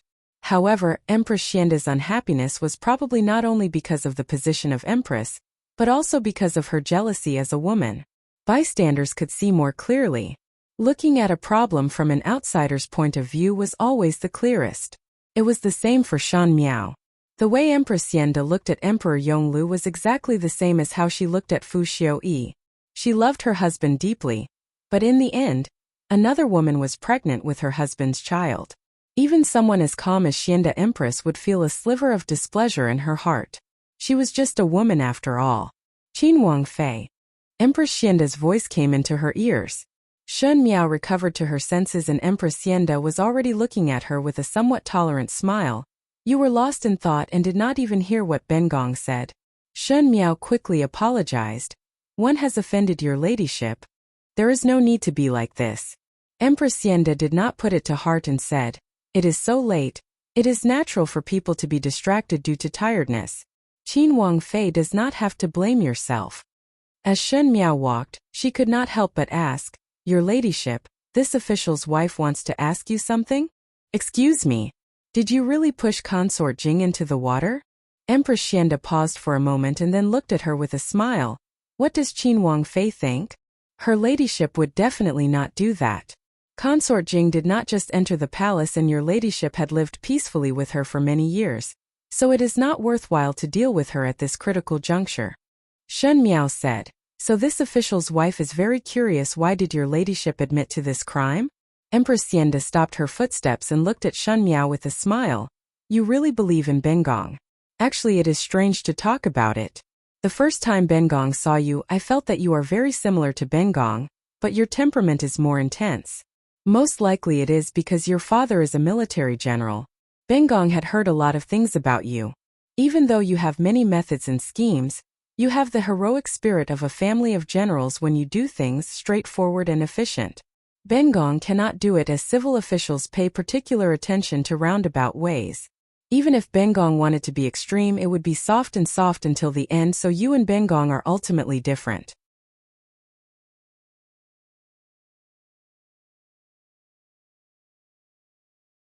Chapter 1026. Shen Miao was silent. Empress Xianda smiled again. Ben Gong indeed do not need to push her into the pond. The emperor understands this logic and the Lu family also understand. The only one that does not understand is Lu Jing. As for this crime, it does not matter. The purpose of framing a person is to deceive the world.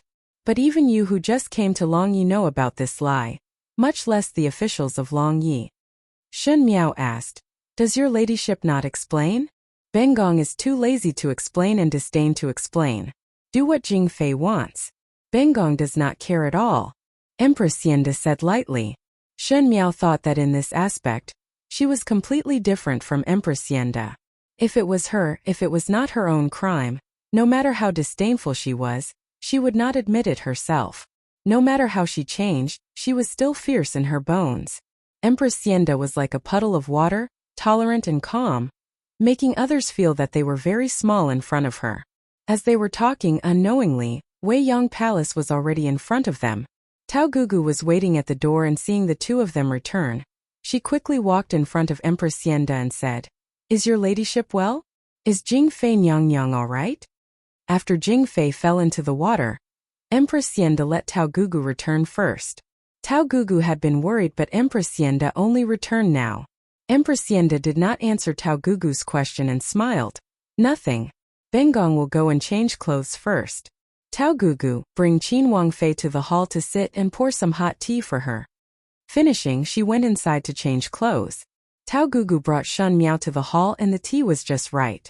Tao Gugu poured tea for Shen Miao and could not help but ask, Qin Wangfei, what is the matter with that Jing Fei Nyang? Nothing serious happened, right? What took you so long? He was a loyal servant who was burning with anxiety. Shen Miao thought about it and said, Jing Fei is fine and the child in her stomach is also well. Tao Gugu was startled and almost spilled the tea. When she reacted, she quickly stopped her actions, but her face was very pale. Shen Miao saw her like this and asked, previously when Jing Fei was pregnant, you all did not know? Tao Gugu forced a smile. Qin Wangfei is joking. How would she know? If she knew. She didn't continue. Shun Miao did not miss the flash of anger and resentment on Tao Gugu's face, as she thought what would happen if she knew about it. Would she first snuff out the child in her belly, like the women in the harem often did? Just as he was thinking, Empress Xianda came out from inside. She changed her clothes, and the one that she changed into was a moon-white gauze long dress that was faintly discernible, embroidered with orchids. One had to say that after taking off the Empress's court attire, Empress Xianda's temperament was like a different person. When Shun Miao looked carefully, she felt that Empress Xianda's brows were light but comfortable, and her entire body had the taste of a historian. It was similar to Pei Lang, but it was more elegant than Pei Lang. She walked over and sat down beside Shun Miao. She picked up a cup of tea and smiled. One is very sleepy at night, and with such a cup of tea, it is much warmer. Tao Gugu suddenly knelt down and said, "Nyang Nyang, do you still have the mood to drink tea?" Empress Xianda was startled for a moment and said, "What is this for?" There was a faint harshness in her tone. Tao Gugu was unmoved and still knelt down, but there was some grief and indignation as she said, "Jing Fei is pregnant. She is pregnant and still wants to frame you. You have to endure this. How long do you have to endure for in this lifetime?" These words had somewhat overstepped the identity of a servant to a master, and the originally good atmosphere in the room suddenly turned cold. Shun Miao looked down and did not speak as she held the tea. Empress Xianda said, "Qiu Shui, you have followed Bingong for so many years and Bingong treat you as a relative, but you are too overstepping the rules."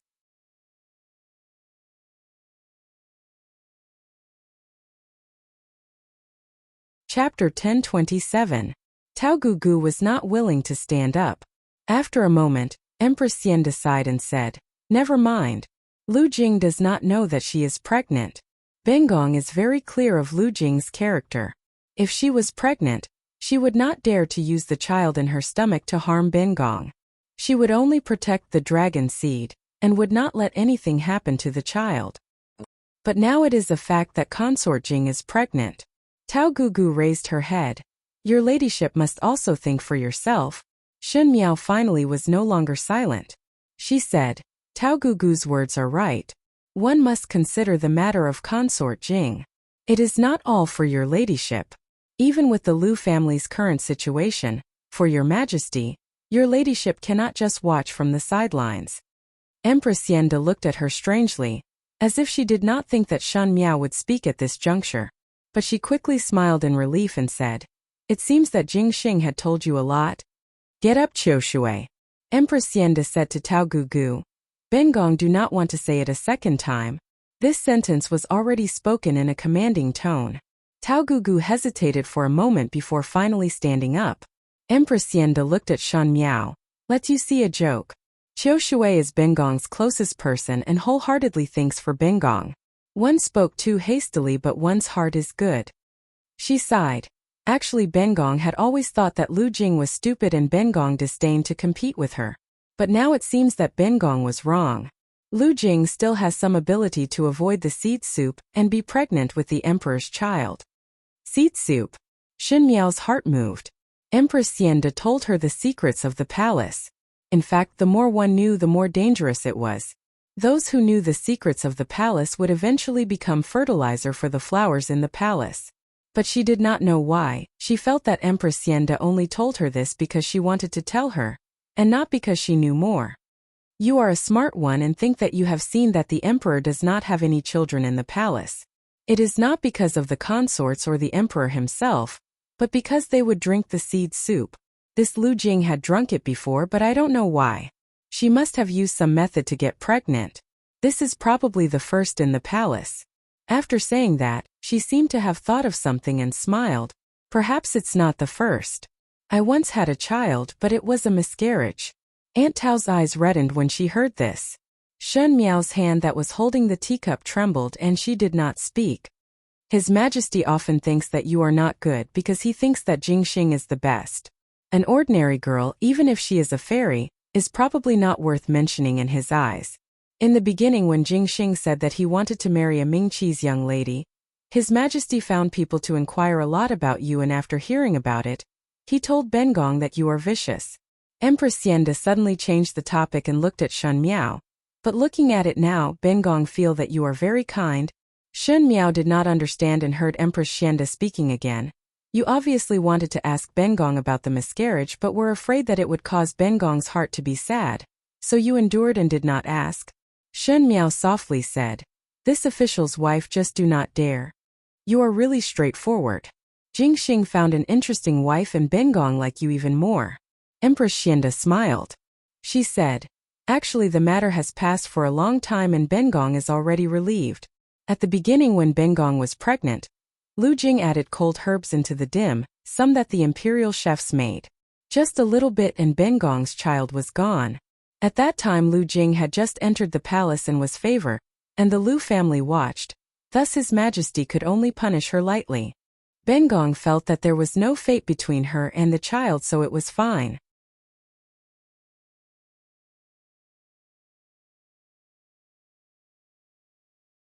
Chapter 1028. Just by listening, Shen Miao could already guess the heart-wrenching pain. In the previous lifetime, in the inner palace of Mingqi, the concubines fought with each other for the emperor's favor. The inner palace was the battlefield for females, and when females were ruthless, they were sometimes even more terrifying than males. Many of the children of the concubines became victims under such circumstances, and no matter how vicious the concubines were, at the moment they lost their children, they would cry out in despair. Did the calm and gentle Empress Xianda in front of her also experience that kind of despair before? Scars would take a long time to heal, and only one would know the pain of scars. The most hateful thing was that one could not even take revenge for the child. Why was this so?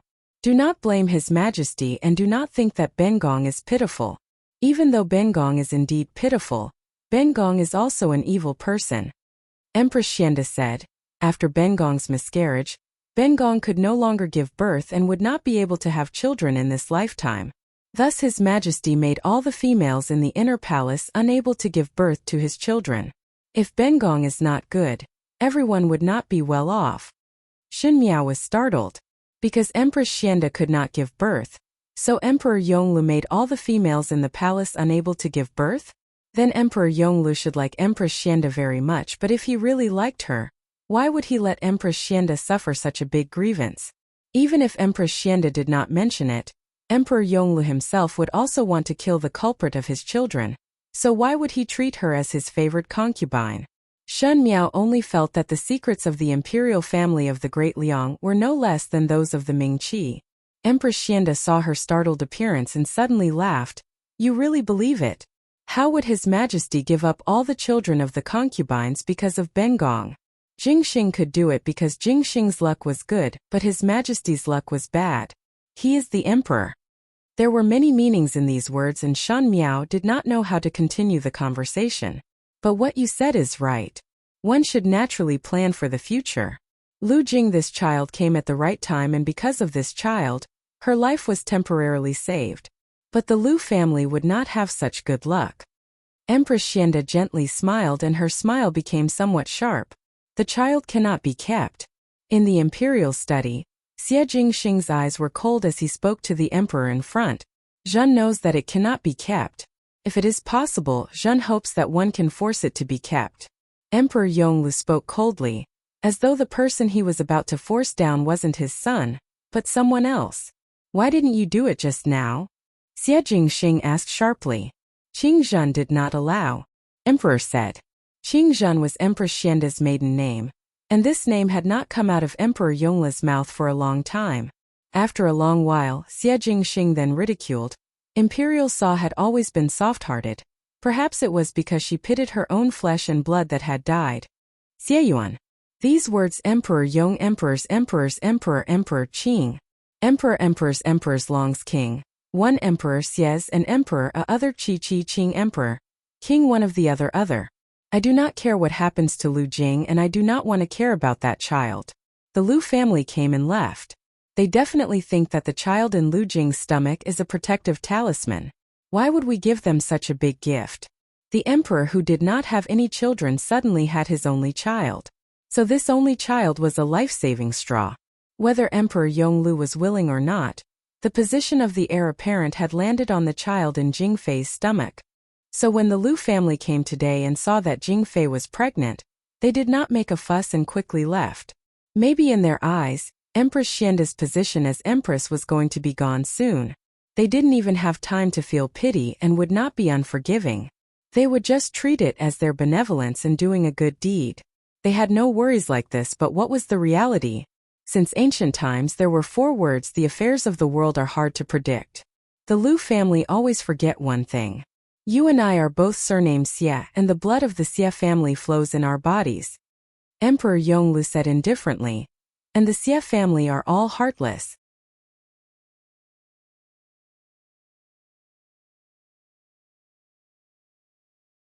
Chapter 1029. On the way back, Shun Miao thought about what Empress Xianda said, and her heart could not calm down for a long time. In the end, Jing Fei and her child were safe, and Empress Xianda did not get into any trouble because of this.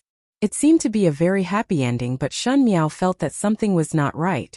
When they returned to the residence of Prince Rui, it was almost dawn and it would be very late if they were to sleep now. Moreover, Shun Miao was not in the mood to rest. When Jingzhe and Guyu saw this, they instructed the small kitchen to cook some sweet soup for both of them. Shun Miao and Xie Jingxing returned to the room and closed the door before sitting at the table. She looked at Xie Jingxing and said, "Now that consort Jing is pregnant, what should the Lu family do?" Logically, Emperor Wen Yonglu didn't have any other children, so the child Jing Fei was pregnant with was precious. If she was pregnant with a son, then if there were no accidents, the position of the future heir apparent would naturally belong to the child in Jing Fei's belly. Logically speaking, that should be the case. But Empress Xianda's words were very disapproving. This made people think deeply. Unless Emperor Yonglu had other children, why would he be like this? The Lu family had nothing to fear because of Jing Fei. Was Yonglu Emperor's plan to deal with the Lu family going to be stopped because of this? Shun Miao felt that it was impossible. When Xie Jingxing heard it, he lightly said, "Imperial older brother has already made a move against the Lu family. There is no difference whether he is alive or not." The meaning in these words was that the child in Jing Fei's womb was one thing, and the ending of the Lu family was another. At most, Jing Fei would temporarily keep her life because of her child. The Lu family would still fall according to the original plan. Shun Miao frowned. "I spoke to her ladyship and felt that it was somewhat strange. One heard that her ladyship had a miscarriage, and it was because of consort Jing. We can't say if this was intentional, but no matter how magnanimous the Empress is, how could she safely watch Jing Fei live well for so many years?" Xie Jingxing was pouring tea for her, but his actions paused when he heard this. Shun Miao stared at him. "Tell me honestly, why does His Majesty not have an heir until now? Is it intentional or is it a last resort?" She thought about it and felt that it was too strange that Emperor Yongla did not have any children. Every emperor, regardless of whether they were wise or incapable, hoped to have as many children as possible. The more princes there were, the more balanced they would be, and the more stable dynasty situation would be. Even for a person like Fu Xiuyi, he never lacked heirs. Previously, Shun Miao found it strange that Emperor Yongli's political achievements were so outstanding and the people lived and worked in peace, so how could the court still be unstable until now? Later, when she saw his son, she understood. This was because Emperor Yonglu did not have any children. Just this point alone was enough to make the courtiers complain. Speaking of which, Emperor Yonglu was already very impressive. If it was an ordinary emperor who did not have children, not to mention maintaining the balance for so many years, he would have long been stripped of his imperial robes and thrown off the stage to become an ordinary person. Xie Jingxing then looked at Shun Miao after a long time, and his gaze was somewhat strange. "You really want to know?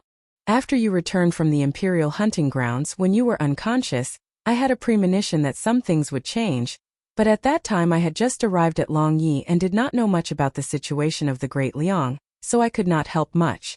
So other than going to the Phoenix Head Manor to look for that expert, I could not help with anything else."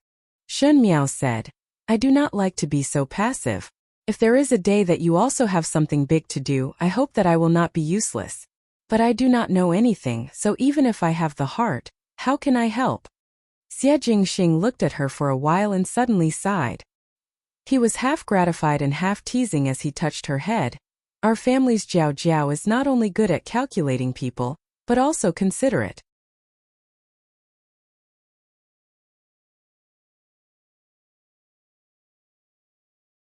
Chapter 1030. Shun Miao pushed his hand away and said, "You cannot let me be a rice worm that only knows how to eat. I dare not underestimate you." Xie Jingxing smiled and sighed.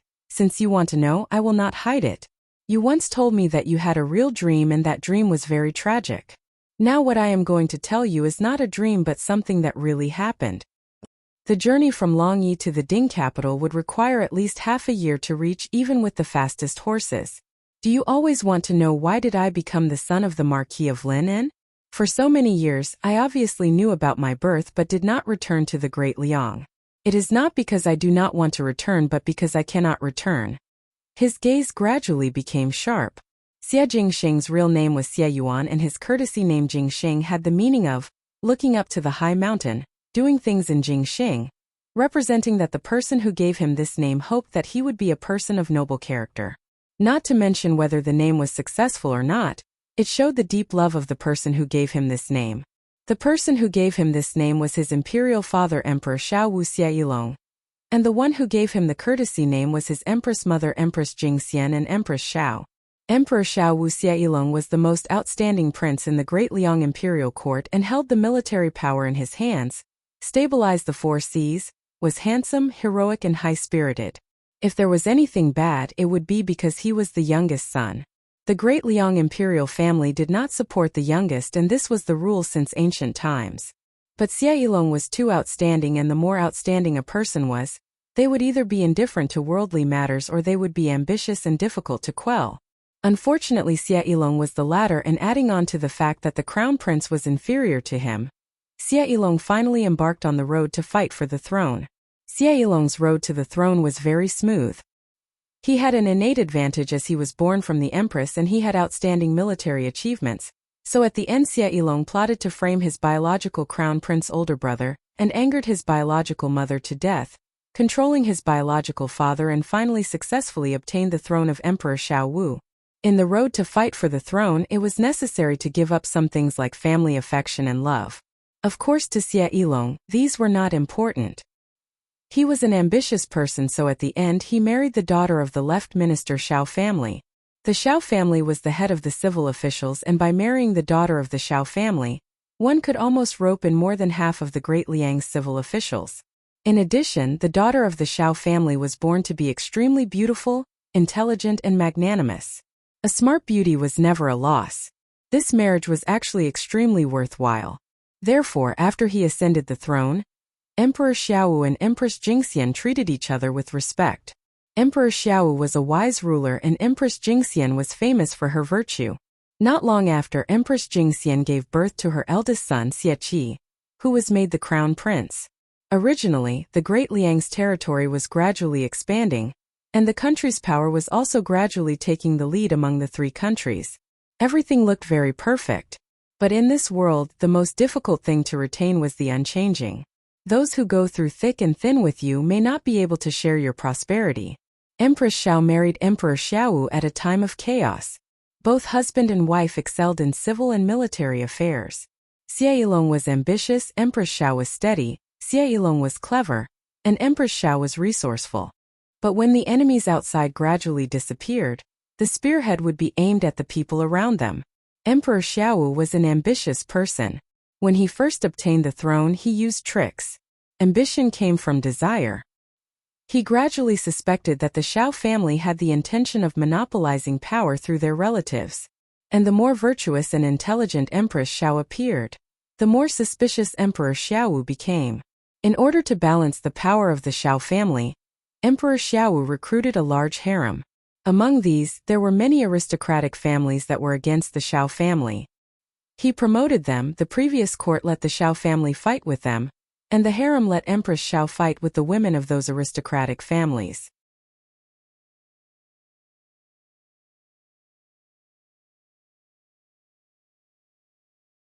Chapter 1031. Empress Xiao was intelligent and had always adhered to the family motto of treating her husband as her god after her marriage. In addition, Xie Yilong was an outstanding man and they got along well over the years.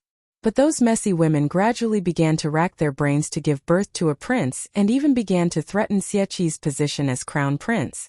Empress Xiao finally could not sit back and do nothing. Every woman, even the weakest one, could turn into a ferocious beast in order to protect their children. Moreover, Empress Xiao was not a weak rabbit. As the most outstanding lady in the Xiao family, she naturally had her own brains. She began to fight back strongly. Empress Xiao's ability was not to be underestimated, as she was able to survive the chaotic days with Emperor Xiaowu. How could those pampered women who only knew how to live a comfortable life be compared to her? They were just asking for humiliation. Xieqi was safe and sound while Empress Xiao won every battle. Her strength and intelligence greatly deterred those women, and for a while, no one dared to act rashly. However, as intelligent as Empress Xiao was, she also made a mistake. The more outstanding she was, the more Emperor Xiaowu felt uncomfortable. Emperor Xiaowu became more wary of her, and even began to find ways to find her mistakes. In the beginning, he only found a few opponents for Empress Xiao in the back palace and coldly watched them fight. But in the end, he would subconsciously side with one side, and everything Empress Xiao did was wrong. He began to directly and unhesitatingly suppress the Xiao family. Empress Xiao felt very sad. But she still believed that Xiao Wu was her husband, and everyone would make mistakes at some point in their lives. She only wanted to protect her position, let Xieqi grow up safely, and see Xieqi successfully inherit the throne of Great Liang. Who knew those women would try to harm Xieqi? During that period of time, Emperor Xiaowu suddenly warmed up to Empress Xiao. Empress Xiao did not know why, and not long after, Premier Xiao suddenly resigned. Xie Yilong was indeed a scheming man. Although the Xiao family was ruthless, they were not as ruthless as Xie Yilong. The Xiao family only had one empress in hundreds of years, and for this empress, the Xiao family did not hesitate to sacrifice themselves. When Empress Xiao learned of this, it was already too late. She only felt disgusted when she knew that those nights of tenderness were Xie Yilong's scheming actions. But she did not expect that she was pregnant. This child in her womb was different from Xieqi. It had come to this world under Xie Yilong's deliberate and hypocritical scheme. When Empress Xiao was pregnant, she often thought that if he was a son, he must not be like his father. He was ambitious and could come up with endless plots and schemes, but he could not casually take advantage of people's sincerity. That was the most despicable behavior, and also the most shameful. After she was pregnant, it was not convenient for Empress Xiao to fight for many things. But she did not expect that someone would take advantage of her at this time to hit on Xieqi. Xieqi was drugged. It was an extremely potent poison. If it weren't for the fact that the head of the Gao clan and Prime Minister Xiao were old friends, the head of the Gao clan would have personally taken action and Xieqi wouldn't have survived. Although he had lived past that time, the Gao family's patriarch had also asserted that the poison had already entered his intestines. He was merely stalling for time. Xieqi wouldn't live past 35 years old. And this poison would also affect his children. If Xieqi had children in the future, they would inevitably be born with congenital deficiencies or carry poison in their bodies. The head of the Gao clan was a rare divine physician in the world. If even he said so, Xieqi's fate was almost sealed. The other party came for Xieqi's life. Even if they did not want his life, they wanted to destroy his life.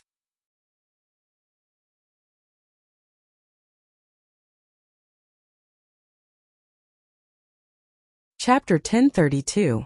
Empress Xiao did not expect that she, once the most outstanding daughter of the Xiao family, Empress Jingxian, who was famous for her virtue, would one day fall into such a state.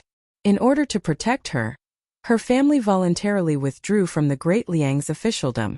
And of her two children, one became a cripple who could not live past the age of 40 due to a conspiracy, and the other was the fruit of a vicious plan. The poisoner was found, and it was Emperor Xiaowu's newly promoted favorite concubine. Empress Xiao tied the favorite concubine in the imperial garden, cut her flesh piece by piece, and watched as she breathed her last.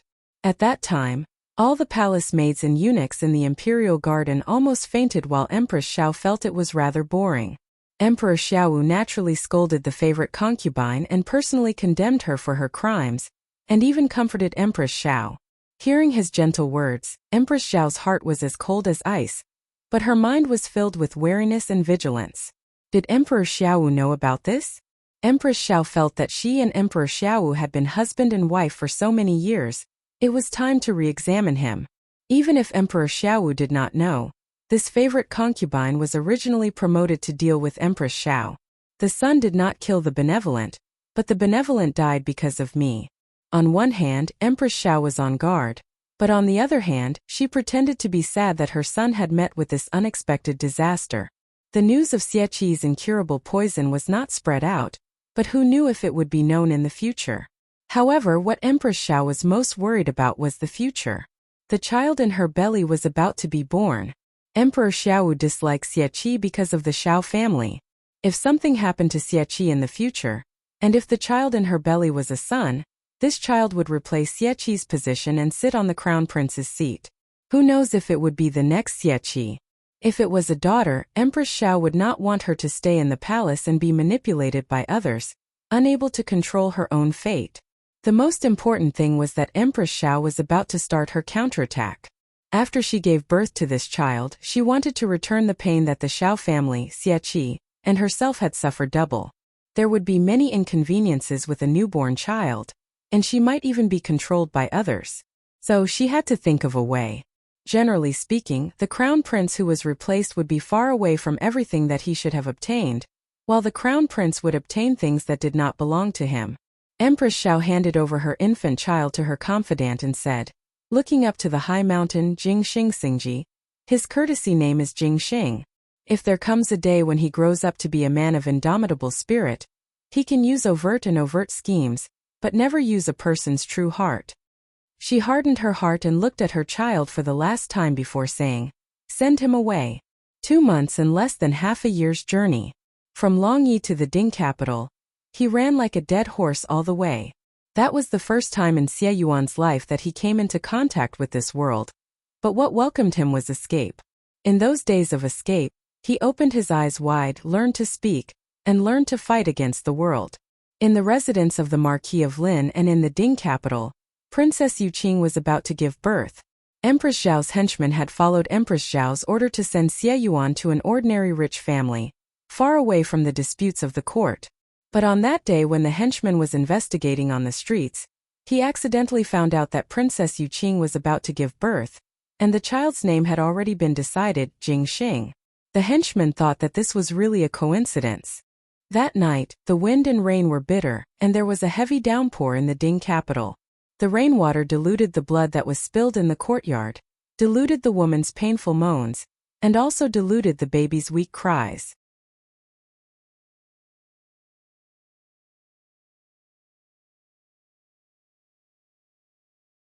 Chapter 1033. That child with the surname Xie and name Jingxing, who was fated with Xie Yuan, died before he was born. The confidant who was carrying the infant hesitated for a moment but made a decision that made him rejoice for the rest of his life. He changed Xie Yuan to Xie Jingxing, and from then on Jingxing's name was no longer a character. He was the little heir of the residence of the Marquis of Lin and carried Empress Zhao's expectations and Princess Yuqing's expectations to live well in this world. Not long after, the initially chosen wealthy family in the Ding capital was exterminated in one night. One did not know why, but the insiders knew that Emperor Xiao finally discovered some clues and traveled thousands of miles to silence them. One did not know if it was fortunate or unfortunate, but because of the confidant's mistake, Xie Jingxing managed to avoid this life and death calamity. It was as if it was destined to be good. That residence of the Marquis of Lin and was also filled with filthy matters. Madame Fong and her 2 sons continued to cause trouble, and the only thing that Xie Jingxing could rely on was Xie Ding's favor. But Xie Ding's favor was not necessarily a good thing. Xie Ding was not in the residence for many years and Xie Jingxing was a young son, and it was already difficult for him to survive in the mouths of the jackals, wolves, tigers and leopards. If not for Empress Zhao's confidant secretly helping him, one feared that he would have become a pile of yellow soil and meet the real heir of the residence of the Marquis of Lin and. Not only that, the Emperor of Mingqi secretly suppressed the Xie family. In such an environment, Xie Jingxing gradually grew up. He was thankful that the confidant placed him in such a cruel environment, so that he would not be too unaccustomed to the rugged road ahead. He was frivolous and had a sloppy smile as he lazily rode the horse through the streets and alleys of the Ding capital. He was unbearably stubborn and gave one a headache, but as Empress Xiao expected, He grew up to be a man of indomitable spirit and a man who could fight against an entire region. He had never used other people's feelings before. On the surface, he casually ridiculed but respected every sincerity. Towards Princess Rong Exin, towards Su Mingfeng, towards the Marquis of Lin and towards Shan Miao. He lived very well in the Ding capital of Mingqi, and just by relying on himself, he had the ability to secretly compete with the enemy. What about Empress Xiao? In those years, Empress Xiao missed her youngest son and grieved for her eldest son's encounter, and decided to fight back. Aren't you most afraid that the country would fall into the Xiao family's hands? Isn't that what you care about the most? I will take it from your hands and trample it under my feet. At that time, will you feel a trace of regret for what you have done today? Empress Xiao was the daughter of the Xiao family. She was as resourceful as a man. While she was still feeling more energetic due to her anger, Emperor Xiaowu was starting to age. The imperial concubines in the harem distracted him, and his ambition gradually faded away after he thought he could rest easy. Adversity begets adversity and perishes in ease. When Emperor Xiaowu died, only Empress Xiao was by his side. Empress Xiao said, "Your Majesty, don't worry. You and I are husband and wife. I won't let you be too lonely on the road to hell. All the women and concubines in the palace that you have favored, this Jia will have them accompany you. And your children, other than the crown prince, this Jia will not miss a single one." Emperor Xiaowu's eyes widened. Also, Empress Xiao seemed to have thought of something and leaned over to his ear. "Our youngest son is also doing well. In the beginning your Majesty sent people to pursue and kill him to Mingqi, but they killed the wrong person.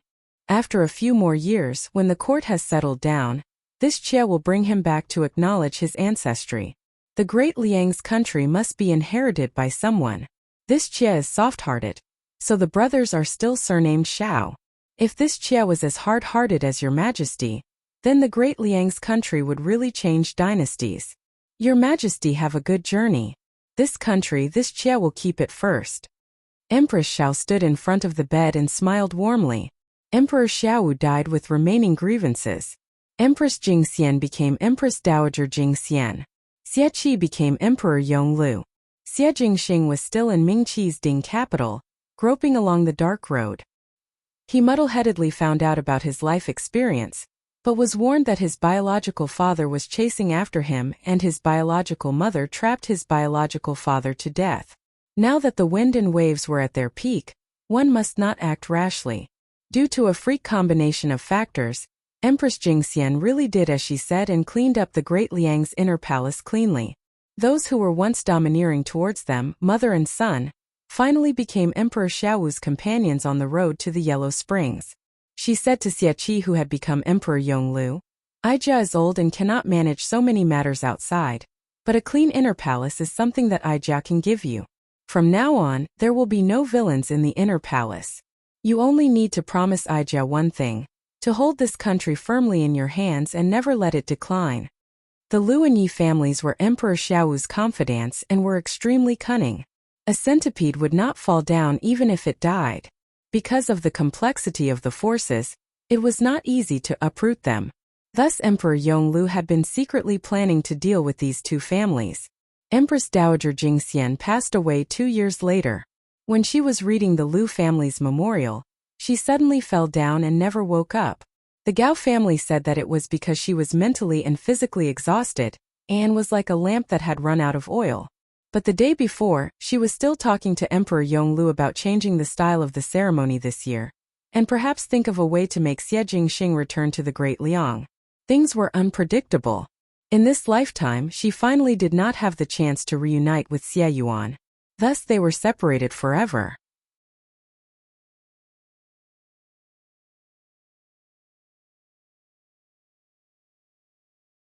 Chapter 1034. Empress Jingxian's entire life was most likely very legendary. From the most pampered daughter of the Prime Minister to the Empress, she experienced the separation of husband and wife, frame up in the separation of mother and son. But at the end, a tooth for a tooth, an eye for an eye, the inner palace of the Great Liang was cleanly dealt with, which made one extremely happy. She was the type of person who became more and more unwilling in adversity. If one were to talk about regrets, The first was that Xie Qi's poison could not be cured, and the second was that she was unable to meet Xie Yuan again. The two brothers Xie Qi and Xie Yuan were more like Empress Xiao. In the beginning, Empress Xiao was a great beauty sought after by everyone in Longyi, and it was not an exaggeration to say that she was a stunning beauty. And Xie Qi and Xie Yuan not only inherited Empress Xiao's beauty but also her methods. Because Xie Qi was in the imperial family, there were some shadows of Emperor Xiao Wu. For example, when he was playing politics, he had to use the power of marriage in order to balance the various forces. But Xie Yuan was different. He was far away in Mingqi and was in opposition with the imperial family. He did not have a trace of Xie Yilong's shadow, and he had indeed done what Empress Xiao had expected of him. Even though he was not considered a good person, he was definitely not a despicable person. Shen Miao did not think that Xie Jingxing's life was so tortuous and bizarre. Towards Empress Jingxian's life, she could not help but admire her. Empress Jingxian was so similar to her in her previous life, but at the end, she was able to become the winner of this country. But Shen Miao knew that she could not be like Empress Xiao, who had the determination to cut off one's wrist and endure the pain of one's flesh and blood being separated. Seeing her complicated eyes, Xie Jingxing smiled unconcernedly. No need to pity me. I have never seen her before and naturally do not have any attachment to her. He was a young man who grew up alone in the storm and was chased by his biological father since birth, and had never seen his biological mother before. But it created a more open-minded state of mind than ordinary people. No matter how many things were in his eyes, it was just a smile. But he did not care much about other people's feelings because he did not have any expectations of others from the start. Shen Miao was silent for a moment before saying, I will accompany you to the end. Xie Jingxing's eyes moved slightly before his lips hooked up into a smile. Since you sympathize with me, why not compensate me? His smirk instantly swept away the somewhat sentimental atmosphere that had just been a moment ago. Shen Miao glared at him and suddenly thought of something. But in this case, His Majesty's illness. She did not continue speaking. Since the Gao clan said that Xie Qi wouldn't live past the age of 35, how many years did Emperor Yongle have left? Imperial older brother has already passed his 36th birthday this year. Xie Jingxing said. It can be seen that one's assertions are not accurate at times. However, he said with a cold expression, Imperial brother's health is getting worse. Do the Liu and Yi family know of this matter? Shen Miao asked. I heard that after Emperor Xiaowu's death, my mother had silenced all the people in the palace who knew about it. Now the only people who know about my brother's illness are the master of the Gao family, you, me, and my sister-in-law. Shen Miao's heart jumped as she thought that Empress Jingxian's methods were indeed fierce, but it also solved a lot of worries. Then did the Empress know of his illness before marrying to the Emperor? Or was it after marrying to the Emperor? Shen Miao asked. Xie Jingxing looked at her with a smile that was not a smile. What do you want to ask? Shen Miao thought that if Empress Xiande knew that Emperor Yongle would not live past the age of 35, would she still marry Emperor Yongle? After all, it was not an easy thing to be a widow at such a young age. But if one only knew about it after marrying in, would one not be deceived for a lifetime?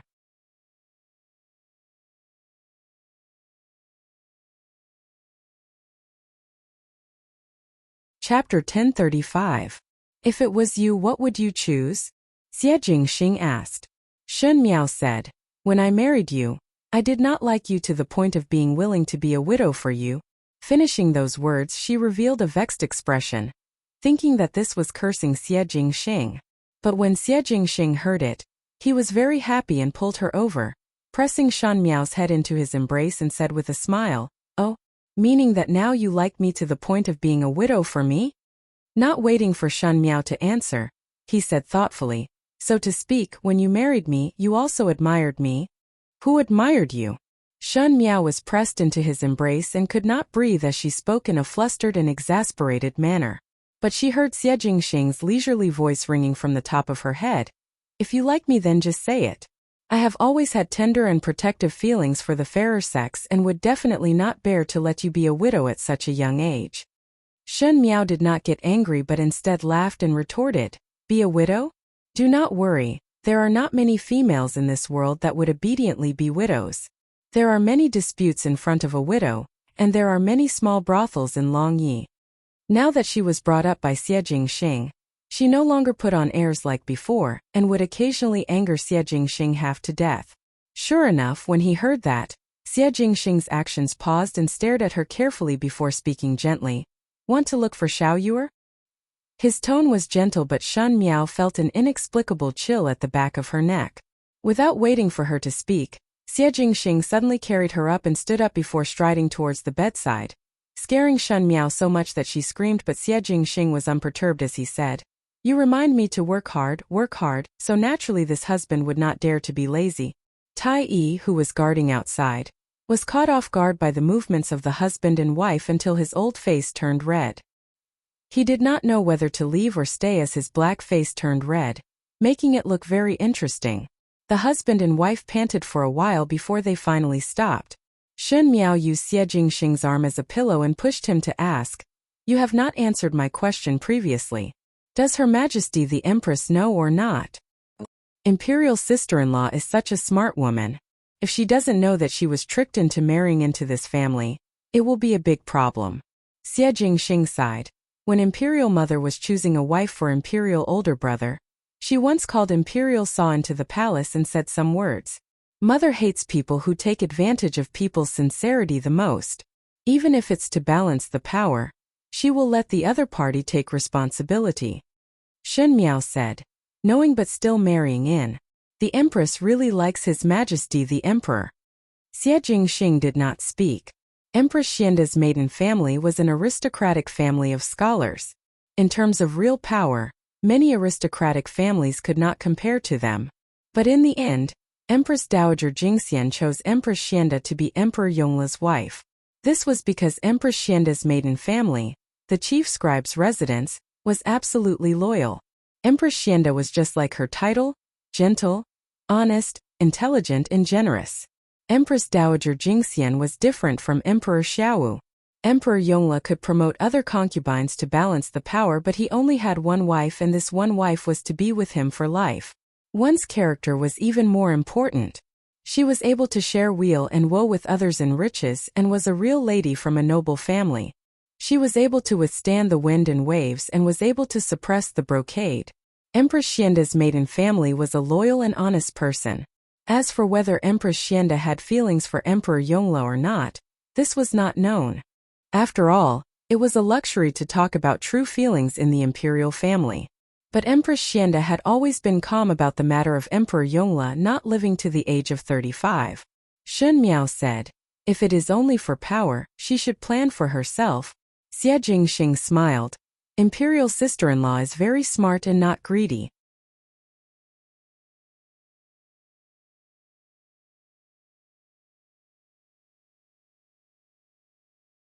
Chapter 1036.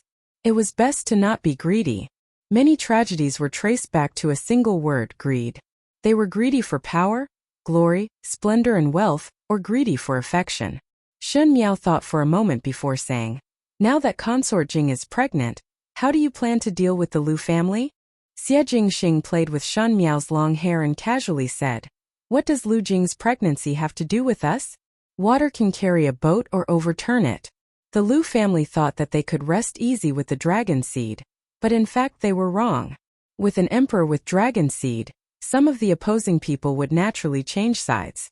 How many of the Lu family's soldiers are fence-sitters? They can lean towards the Lu family and also lean towards the imperial family. Shen Miao looked at him. It cannot be just this point, right? Xie Jingxing raised his brows. You think? After preparing for so long, it is clear that Consort Jing's pregnancy was an accident. You did not expect this at the beginning. Shen Miao said, if Consort Jing was not pregnant, how do you plan to deal with the Lu family? Simple. Xie Jingxing said, ever since imperial older brother ascended the throne, he had been planning to deal with the Lu and Yi families. For so many years, he had been searching for the evidence of the Lu family's army. Now that the collection is more or less complete, it is time to reveal it. At that time, the mouths of the world can be sealed. This is one of the reasons. Secondly, Xie Jingxing said, even though the Lu family's army is powerful in the Great Liang, it is not that there are no other generals. Those generals have almost become imperial older brothers people in private, and also the MOU army had been accumulating strength. Now the matter is much simpler. Either the evidence is shown, or the Liu family pleads guilty. Liu Zhengchun had been arrogant his entire life, and would definitely not plead guilty, and would turn against the imperial family. It is just nice to catch them all in one fell swoop. When Shen Miao heard him say that, she thought that Xie Jingxing and Emperor Yonglu were indeed brothers. The way they dealt with people was not at all roundabout and was very simple and crude but also effective. Perhaps this was also inherited from Empress Xiao? She said, if it is like this, then why the need to prepare for so many years? One would be able to contend at the beginning. If one started early, then there would be a lot of time left. Xie Jingxing leaned close to her ear and said, Young lady, you need to know that our Xie family's men do not like to be sloppy and do not like to be evenly matched. If we want to do it, we will pull it up by the roots. The Liu family's roots are too deep. The earlier we start, the harder it will be to clean them up. Now that the time is ripe, isn't it good to pull them out cleanly? Shen Miao frowned and heard from Xie Jingxing. I know that you like to gamble deep in your bones. In the beginning when you were alone and weak, you dared to scheme against Prince Yu of the first rank, but it is too dangerous and the possibility of self-harm is too high. I do not like it. He said, a Pyrrhic victory with too many sacrifices is also a defeat. Shen Miao had to admit that what Xie Jingxing said was very reasonable. In the beginning she dared to confront Prince Yu of the first rank and even Fu Xiuyi. It was because she was fighting alone and used a stone to hit the jade wares. The one that was injured the most was ultimately the jade wares. Afterwards, as the Shen family was gradually involved, she had to take into account many things and could not be as free as before. And this time for Xie Jingxing, if they were evenly matched in strength, the longer it dragged on, the one who would suffer losses would be the Great Liang's commoners. If one had enough strength like now, it would be easy to wipe out the Liu family in one fell swoop and the sacrifices would be reduced to a minimum. But since the Liu family is like this, what about the Yi family?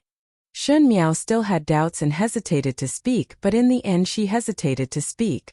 Previously imperial older brother planned to rope in the Yi family since the Yi family does not have any heirs and only have a young master who is not good at walking and would not be able to stir up any waves. Xie Jingxing said, but since you told me about your dream, Yi Mei and younger brother are enemies. How can enemies be roped in? That would be seeking one's own destruction. He said, do not worry. I will help you take revenge.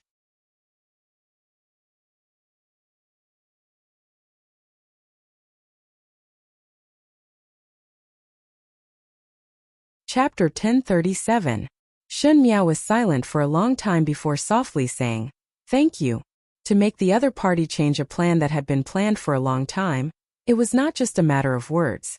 Everything related to this plan had to be replanned. Not to mention how troublesome it would be. The most frightening thing about a plan was that there would be variables. However, Xie Jingxing was willing to bear all the possible consequences for her. How lucky was she to meet such a person in this lifetime? Xie Jingxing saw that her expression was strange and hooked Shen Miao's chin to make her lift her head up. After a careful look he said, why are you so moved to this state? Why not use your body to repay me? Shen Miao pushed him and scolded, what nonsense are you talking about? How do you plan to deal with the Yi family?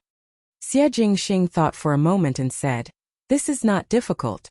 Since the Yi family cannot be part of our imperial family, naturally they are in cahoots with the Liu family. Find the evidence of the Liu and Yi family's private dealings. If the Liu family is in trouble, the Yi family would also be unlucky. Aren't you very smart? How come you don't even know how to frame others? Shen Miao looked at him dumbfoundedly. Xie Jingxing was actually able to say the crime of framing others in such a dignified manner, that those who did not know would think that he had done something indomitable. And to frame the prime minister of a country was not such a simple matter. The Yi family is actually easier to deal with than the Liu family. The Yi family is just complicated with the civil officials in the court, but once the Liu family is unlucky, the Yi family would be implicated. As long as the civil officials are not fools, they would draw a clear line with the Yi family. After so many years, the two trusted aides that Emperor Xiaowu left behind have their strength worn down and are not as glorious as they were in the past. Shen Miao thought about it and said, It is not that their strength has been worn down but that your strength has grown to the point where you do not need to be restrained by them. The cub had finally grown into the king of beasts, so it was time to clean up those clowns in the forest. Xie Jingxing looked at her and teased, "You respect me this much?" Shen Miao said without any expression, "It is respect, it is respect. Since foreign is so supportive, then one must serve foreign well." Xie Jingxing solemnly said and turned over to press Shen Miao under him. Shen Miao. In the Yi residence, Yi Mei and Yi Ku were talking in the room. Yi Maokai prided himself on being a scholar, so the furnishings in his room were naturally very elegant. There were paintings and orchids everywhere, but upon closer inspection, the paintings and orchids were all treasured works by famous masters, and the orchids were also high-grade flowers. Even the paperweight on the table was expensive. It could be seen that the Yi family was indeed wealthy. Scholars were true, but poor scholars were not necessarily true. There were exquisite desserts on the table. Yi Mei wore a bright yellow silk robe with lotus flowers inlaid with crystals and a long skirt. Whether it was the material or the workmanship, these clothes were of the best quality. Her appearance was already outstanding, and with this outfit, even the nobles in the palace would pale in comparison. She had a natural charm and was very charming and beautiful. Yi Ke sat opposite her. His clothes were as simple as before, but the fabric was of a higher level. Clearly, in the Yi family, the two of them were living quite well. "Sis, what did you mean by that?" Yi Ke asked with a frown. Yi Mei picked up the tea on the table and took a sip before lightly saying, "Previously when Yi Foreign was looking for a daughter, she kept insisting that I am her daughter. This matter was too chaotic and one did not know if it was true or false. But at least we have found a good place to go. After father and mother died, the shops could no longer be taken care of. Moreover, it is much better to be an official's daughter than a merchant's daughter. It is the same for you. With Prime Minister Yi as your father, your career will be smoother."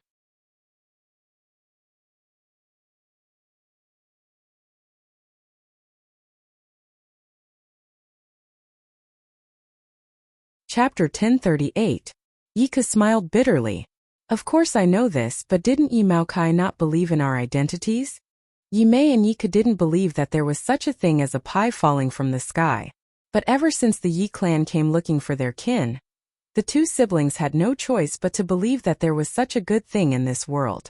Rumor had it that more than 10 years ago, when Madame Yi was giving birth, she was instigated by a traitor, causing her daughter to wander outside. Finally, they found Yi Mei. Was this true? Yi Mei thought that this was definitely not true, because she and Yi Ku were born at the same time. However, people would always be paranoid. For example, Madame Yi, who looked very normal, insisted that Yi Mei was her daughter. No matter how she tried to persuade her, she refused to listen. She even insisted on bringing Yi Ku into the Yi mansion because of her relationship with Yi Mei. Yi Mei and her brother were on high alert. Later, Yi Maokai also came to see them. Yi Maokai was much more clear-headed than Madame Yi. He went straight to the point and said that the Yi siblings weren't Madame Ye's children. However, because of Madame Ye's insistence, Yi Maokai didn't want to stop her. For the sake of Madame Ye's health, he was willing to hide this lie and give the Yi siblings the identity of the Yi family's children. What kind of person was Yi Mei? She was incomparably astute. Without knowing the pros and cons, she naturally did not dare to jump into the fire pit. She thought of ways to inquire about the Yi family's situation, and found out that the Yi family was in a delicate position with the royal family. In addition, the Yi family only had a young master who could not walk and could be considered to have no successor. Yi Maokai naturally needed a pair of children to shut the mouths of the world, mutually benefiting, each taking what they needed. A cripple couldn't stir up any big waves. Wouldn't the wealth of the Yi residents fall into Yi Ke's hands in the end? And with the Yi family's name, if Yi Mei wanted to marry into a noble family in the future, it would be a matter of course. Even if Yi Maokai had other ideas, the siblings were not fools. They would naturally think of ways to get what they wanted. Therefore, the Yi siblings entered the Yi mansion and became the Yi family's young miss and young master. Madame Yi trusted them and Yi Maokai guarded against them. This made no difference to the Yi siblings. The Yi family was just a springboard, a backer that could help them walk faster in the future. Yi Mei said, "It doesn't matter whether you believe it or not. You and I are both businessmen, so just treat him as a businessman. It's just that this deal seems to be a loss. I didn't expect things to turn out like this. Yi Mei said, before, I thought the Yi family was strong in Long Yi. Yi Mei's Feng, Yi Mei's Mao Kai, Yi family, families, Yi family's sect. However, in recent days I feel that something is wrong. The Yi family is not as good as I thought. Seems to be in imminent danger. If we take a step forward, we will be able to live without worries. However, if we don't do well, we will fall into a bottomless abyss and suffer a double loss. When Yi Ke heard this, his expression also became somewhat ugly.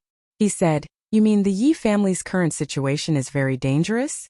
I don't know if it's dangerous. Yi Mei sneered. Yi Mao Kai, that old fox, hid it well and refused to let us know the Yi family's situation. Although Madame Yi trusts me, she trusts Yi Mao Kai even more. It is harder than ascending to heaven to get information out of her. But the more it is like this, the more uneasy I feel. I feel that the Yi residence is not good. Maybe you are thinking too much. Yi Ke thought about it and shook his head. The Yi family is the prime minister of the Great Liang. How could it reach the step you said?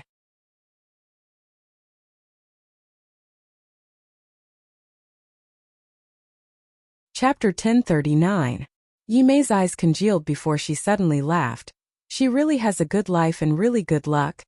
But older sister. Yi Ke looked at her. In the beginning, why did you let the Yi family kill Princess Rue? Was it really because you wanted to enter the residence of Prince Rue? One always feels that this decision was made in a hurry, and without much consideration.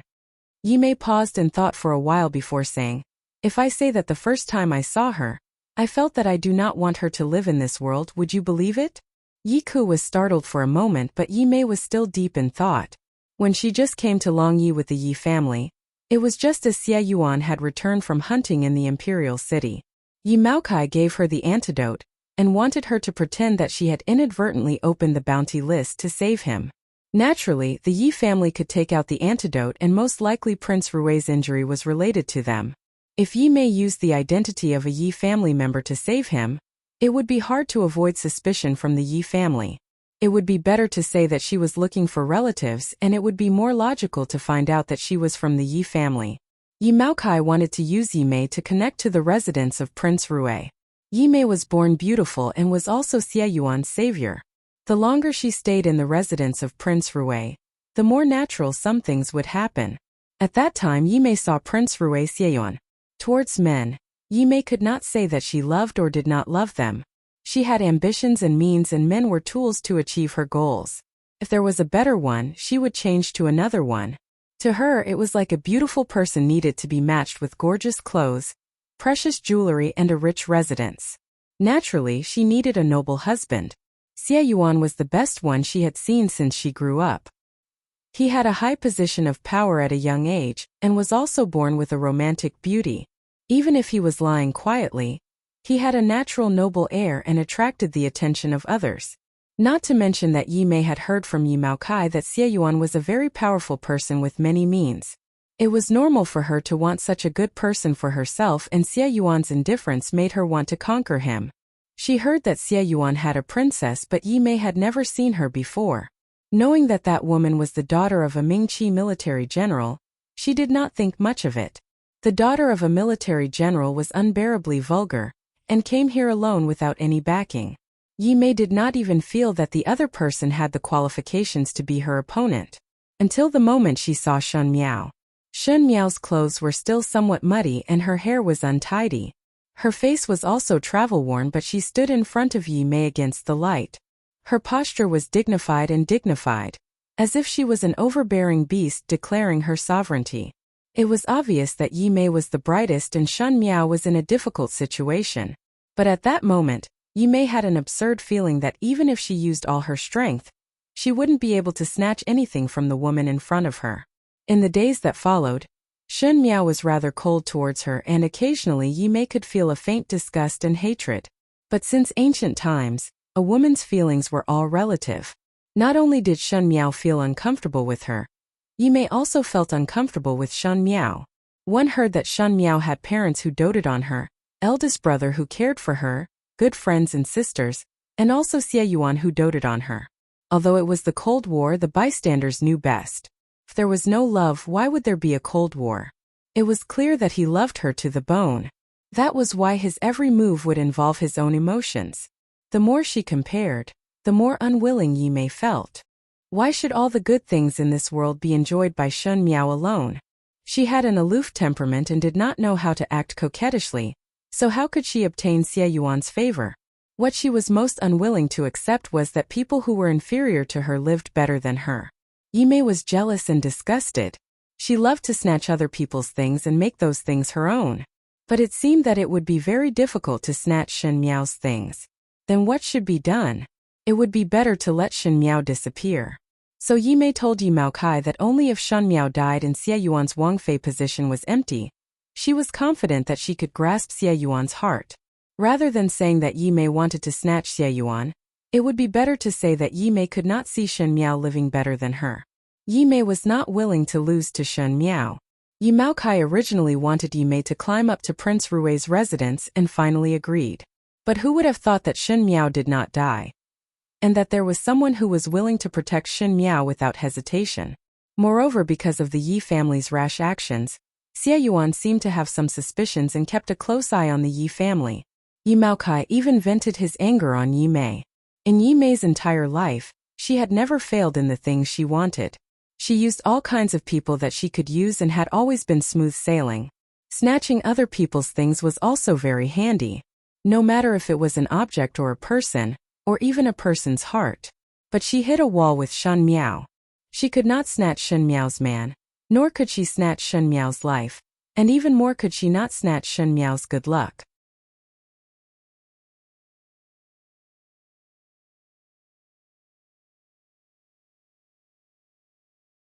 Chapter 1040. Now one heard that Prince Rui and Princess Rui have a deep relationship. Yi Ke said. A few days ago one heard that both of them held hands and roamed around Longyi City. It can be seen that Prince Rui loves Shen Miao to the bones. Speaking of which, that Shen Miao's appearance is not as good as yours. One do not know how the other party is so dead set on her. Yi Ke looked at Yi Mei, older sister. Do you still want to enter the residence of Prince Rui? Yi Mei was somewhat distraught. She could not display her advantage in front of Xie Yuan at all. Initially in Qinzhou, if she wanted to use any man, naturally she would be invincible. But facing Xie Yuan, she always felt that she did not know where to start. Xie Yuan did not pay attention to her at all. Yi Mei could feel that Xie Yuan's gaze on her was no different from looking at Lu Wanner, and was no different from all the young ladies of official families in Mingqi. She felt that she could not conquer Xie Yuan because Xie Yuan did not see her as a woman. Thinking of this, Yi Mei said in an evasive manner, "Let's talk about it later." Yi Maokai did not mention the matter for the time being, so there is no need to think about it. The most urgent matter is to find out what is wrong with the Yi family. If the Yi family is unlucky one day, you and I cannot be implicated, so it is better to make plans early. Actually, Yi Ke hemmed and hawed.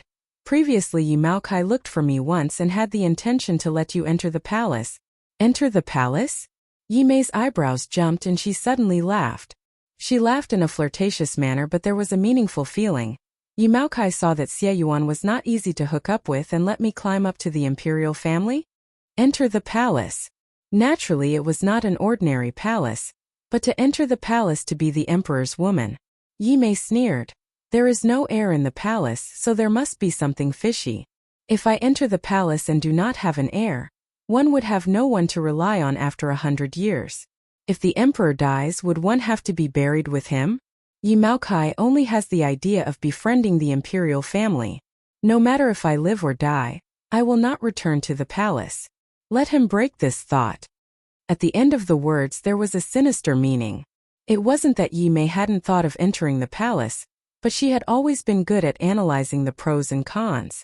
Now that the emperor didn't have a son, it was probably the emperor's own problem. How long could a woman without a son live in the inner palace? Not to mention the harem, even if it was the backyard of a wealthy family, without a son the only outcome would be death or a lifetime of living in peace. This was not what Yi Mei wanted. She wanted to climb up, keep climbing up and enjoy power. These were more important than being a woman who entered the palace and became an emperor. Yi Ke said awkwardly, I also guessed that you thought so. So I immediately told Yi Mao Kai that it was impossible. Oh. Yi Mei glanced at him and lightly said, "You really told him that?" Yi Ku avoided Yi Mei's gaze and said, "Sister, you still don't believe me?" Yi Mei smiled, but no one knew what that smile meant. She said, "In short, you and I have to be clear about our identities. The Yi family isn't our real family, and the Yi family isn't family either. Moreover, family members have their own selfish motives. I will think of a way to figure out what exactly happened to the Yi family and what they plan to do. If one day the Yi family is unlucky, the two of us shouldn't fall into it. The best plan is to retreat unscathed." "Sister, it's not that serious." Yi Ku disagreed. If it really was that serious, the Yi family would have already started looking for a way out for themselves. Yi Mei laughed coldly. "I'm afraid that the Yi family doesn't even know that a disaster is imminent." As they spoke, they heard someone call from outside the door. "Big sister, second brother." Yi Ku went forward to open the door and saw a manservant pushing Yi Hongguang outside. Although Yi Mao Kai was shrewd, he treated his crippled son well. He ordered people to specially make a chair that could move for him, and let the manservant push it so that he could walk around the Yi residence. However, Madame Yi didn't like the son of this concubine who was raised under her name.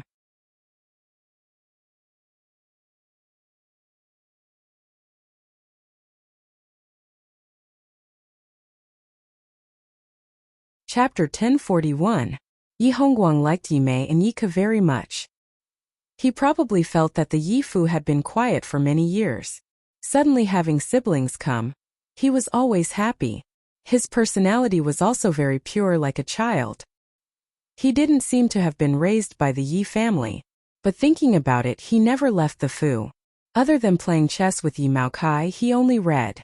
It was natural to have such a pure personality. Yi Mei smiled and asked, "Does third brother have something?"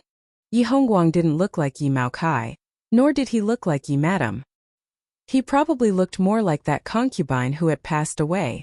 His features were very delicate. He also smiled and said, "Father wants you to go to the study. I came to deliver the 9 chain rings to Dejejia on the way. I heard that Dejejia is an expert in solving the 9 chain rings, so I brought it over." Yi Mei took the 9 chain rings and said, "When I solve it, I will personally deliver it to third brother." "Thank you, Dejejia." Yi Hongguang seemed very excited. Yi Mei smiled faintly and turned to look at Yi Ku. They both saw the seriousness in each other's eyes. At this time, Yi Mao Kai called the two of them into the study. It was clear that there was something new for them to do, using the two of them as chess pieces. But would Yi Mei and the others be obedient and let others do as they pleased? It would definitely be another round of guessing, and I would fight. The news of Jing Fei's pregnancy spread throughout all of Longyi the next day. Emperor Yonglu had been childless for so many years, and naturally there were all sorts of speculations. The most common one was that Emperor Yonglu was suffering from a hidden illness and was unable to have children of his own. It was precisely because of this that the open and secret struggles in the imperial court had never stopped. But Jing Fei was pregnant. This meant a lot more. It most likely wasn't Emperor Yongli's problem. Maybe Emperor Yonglu had purposefully done it. But now that Emperor Yonglu had made Jing Fei pregnant, it seemed to explain some problems. Therefore, the court officials started to move again, wanting to send the daughter of the Fu into the palace. On the other side, some of Longye's court officials that were neutral and had a wait-and-see attitude started to make new decisions. No matter what, Jing Fei's pregnancy had a great impact on the Hogong of the Great Liang court. When Shen Miao talked about the matter to Xie Jingxing, she said, "Previously, because the emperor did not have any children, the inner palace was peaceful and there were not many disputes. But once the news of consort Jing's pregnancy spread out, all the ministers wanted to send their daughters into the palace and rush to give birth. One fear that the inner palace would be in chaos. A pool of calm water suddenly stirred up by a stone thrown into it was the scariest thing." Xie Jingxing smiled. That would also need to be able to give birth. Emperor Yonglu had all of them drink birth control soup. Jing Fei was an accident, but because of this accident, the palace would definitely be stricter in this area in the future and wouldn't let anyone find any loopholes. But the Lu family is too impatient. Shen Miao propped her chin up. Before the palace spread it out, it was already spread out. The entire Longyi knows about it now. The faster one wears, the faster one will die. Xie Jingxing was wearing his outer robes when Shen Miao stood up to help him tidy his collar. He looked down at Shen Miao and said, "But if you are pregnant with my child, I will also let others spread it to everyone in Longyi." Shen Miao glared at him fiercely. "If you dare to let other females be pregnant with your child? What?" Xie Jingxing frowned. Shen Miao pulled his collar harshly and said fiercely, "The matter of the entire household of Prince Rui being exterminated will be spread to everyone in Longyi." Xie Jingxing laughed out loud and held her waist before whispering ambiguously in her ear, "One fear that it will not work if one is exhausted with a fierce wife at home."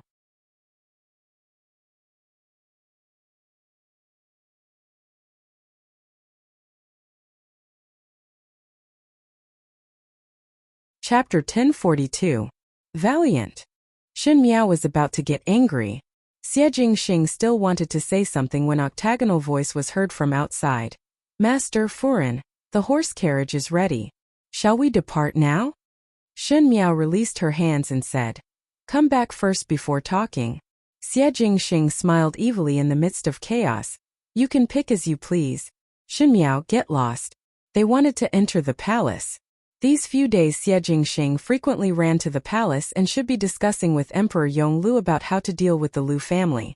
The Lu family most likely felt the pressure and started to arrange their troops. On the other hand, they felt that Consort Jing was pregnant and Emperor Yonglu would definitely not do anything to the Lu family. On one hand, they were suspicious and on the other hand, they firmly believed that the Lu family was in a mess and it was the imperial family's intention. Various forces started to arrange and Xie Jingxing appeared to be exceptionally busy. Shen Miao also guessed the current and future situation of Ming Qi from the letter that Pei Lang left behind, and at the same time helped the Shen family to escape from Fu Xiuyi's surveillance. Today Shen Miao also planned to enter the palace to see Empress Xianda and coincidentally Xie Jingxing also wanted to enter the palace, so both husband and wife went together. Upon reaching the palace, Xie Jingxing went to the imperial study to see Emperor Yonglu. Shen Miao wanted to see Empress Xianda and Tao Gugu led her there.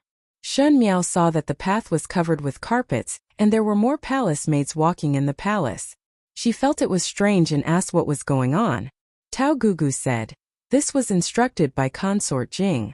Fearing that one would injure the child while walking, there were more palace maids than usual. These days the womb was tormented up and down. The Empress was kind and could not be bothered to argue with her, but she almost turned the inner palace upside down. Tao Gugu was Empress Xianda's female official, and did not need to care about what she said. Because of her relationship with Empress Xianda, she treated Shen Miao as one of her own and did not conceal her disgust towards Consort Jing. She said, "He didn't do anything too excessive, but he was very annoying and made me feel unhappy." Shen Miao raised her eyebrows and asked, "Then what is the emperor's attitude?" Tao Gugu smiled strangely. The emperor did not change his attitude towards Consort Jing because of this child, and it was because Consort Jing was sulking so she came up with so many tricks. She then thought of something and said, "Today, the young miss and young master of the Yi family also entered the palace. The young miss of the Yi family also came to visit Jing Fei. She's probably in Jinghua Palace." Qin Wangfei didn't see anyone from the Yi family when she entered the palace? Yi family? Shen Miao shook her head. "I did not see it." But her heart was thinking. The Yi family's young miss and young master naturally referred to Yi Mei and Yi Ku. Yi Mei and Yi Ku came to see Jing Fei? The Lu family and the Yi family did not have a particularly close relationship to begin with. How could it have reached this point? Suddenly coming to see Jing Fei, she most likely had ulterior motives. Was she planning something? But to let Yi Mei talk to Jing Fei, not to mention Yi Mei, Jing Fei was stupid. How could she bear such a great responsibility? "I'm afraid the Yi family has found the wrong person." She vaguely felt that something was wrong, but she was here to see Empress Xianda, so it was not good to talk about this matter with Tao Gugu. With doubts, she went to the imperial garden. Empress Xianda was not in Weiyang Palace. The summer gradually came to an end. Even though Longye's summer was long, at the end it also started to feel cold. There were many hot days and it was rare to have a refreshing time.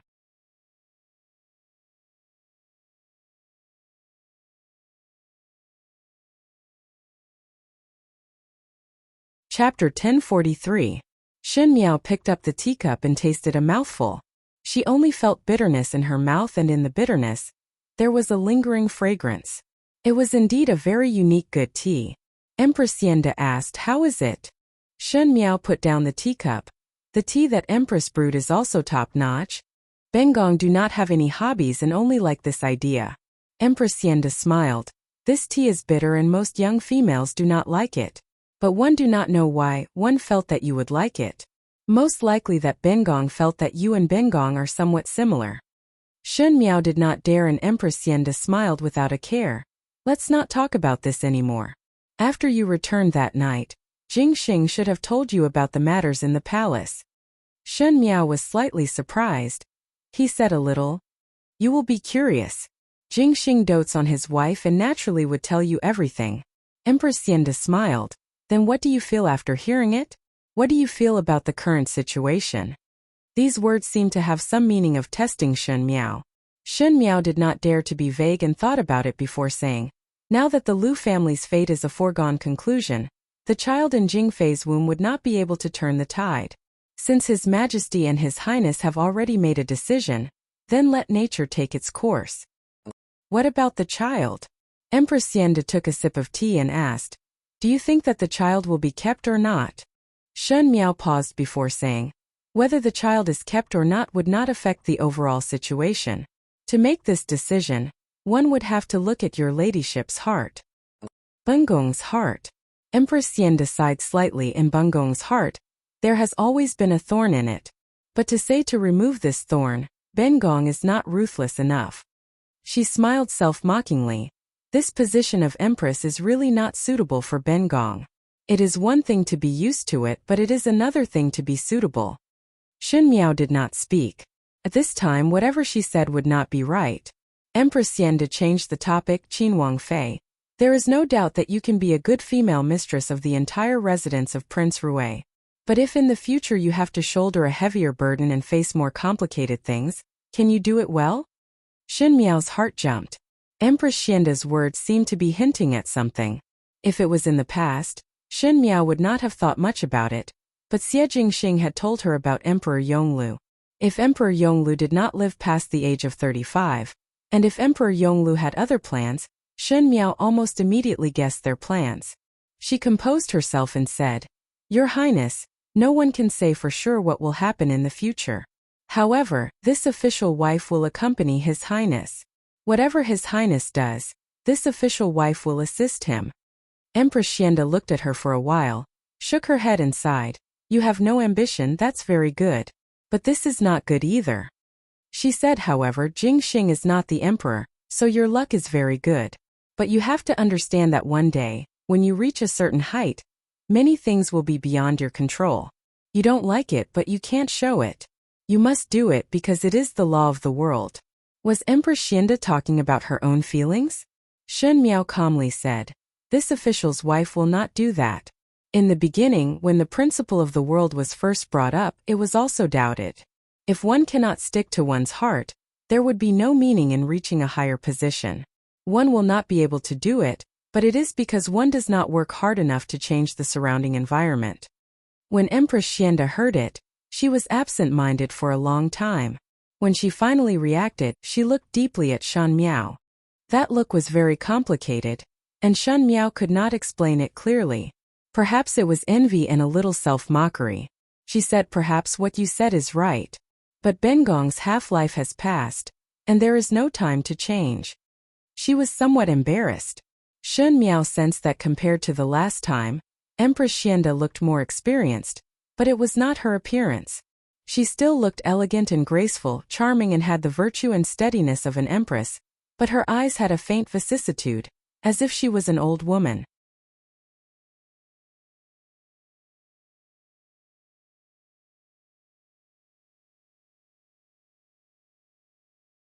Chapter 1044. Was it because of Consort Jing? Shen Miao thought about it in her heart and asked, "Heard that the Yi siblings also entered the palace today and saw Consort Jing? The Lu family produced an empress with a spoiled dragon seed.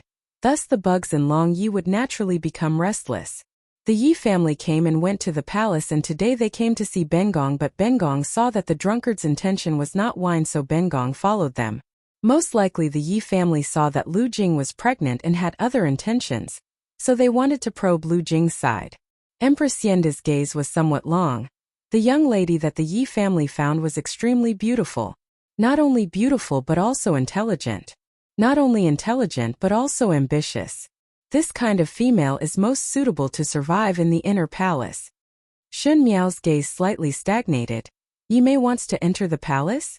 Mei Foran finally became the Empress of Mingqi's Fu Xiuyi. And now not only did her identity become a great Liang person, even her future also changed? Could it be that she wanted to become Emperor Yongli's woman, and also want to be the great Liang's empress? Shun Miao felt that it was very ridiculous and funny. Approximately so, Empress Xianda said carelessly, but Long Ye's harem only exists in name. If Yi Mei wants to fight for affection, jealousy and power, she has miscalculated. Moreover, His Majesty does not intend to accept anyone now. What if she has other ways? Shun Miao asked. Yi Mei was vicious and merciless, and would climb up by hook or by crook. She had personally experienced this in the previous lifetime, so to let Yi Mei return without any achievements, it was impossible no matter how one looked at it. Shun Miao did not want to underestimate the opponent, and did not want to make a big mistake because of her own carelessness. Empress Yenda looked strangely at Shun Miao and said, "You seem to dislike this Yi family's young lady?" Then she said with relief, "Indeed, this Yi Mei's heart is not right and Bengong can see it." Bengong had stayed in the palace for so many years and Yi Mei's eyes are too greedy, so it is natural for you to be wary of her. At the beginning during the imperial hunt, there were rumors that you targeted Yi Mei because of jealousy, thus Bengong guessed that Yi Mei was not simple. Seeing it today, it is indeed so. Shun Miao said, "This official's wife indeed do not like her." Because of Jing Xing? Empress Xianda blinked her eyes mischievously and joked, "Don't worry, Jing Xing himself is very smart. He won't like a smarter woman. I don't like greedy and ambitious people like Yi Mei even more." Shun Miao. Empress Xianda's words made her sound like she was very stupid. Jing Xing and His Majesty have discussed that the Yi family should not be too involved. Bengong guesses that you are also one of the reasons. However, Bengong does not like the Yi family in the first place. Although the Yi family is a civil official, they do not have the demeanor of a civil official. Instead, they are slick and hypocritical, secretly harboring thoughts of disloyalty. Everyone in the Yi family cultivates crooked ways, but Empress Xianda seemed to think of something and said, "The young master of the Yi family is not bad. Bengong talked to him, and he is as innocent as a child. It is a pity that he is not good at walking, and is not respected in the Fu." Shun Miao had also heard of the matters of the crippled young master of the Yi family, but she did not know what his character was like. Hearing Empress Xianda say that, she could not help but sigh. He was a rare good person, but his luck was too bad. Empress Xianda said, "In a short while, the situation in Longyi will be very tense. One fear that the residence of Prince Rui will be closely watched. Jing Xing is often outside, and there are places in the residence that cannot be taken care of. It is said that it is hard to guard against. You have to be more careful." Shun Miao's expression turned solemn.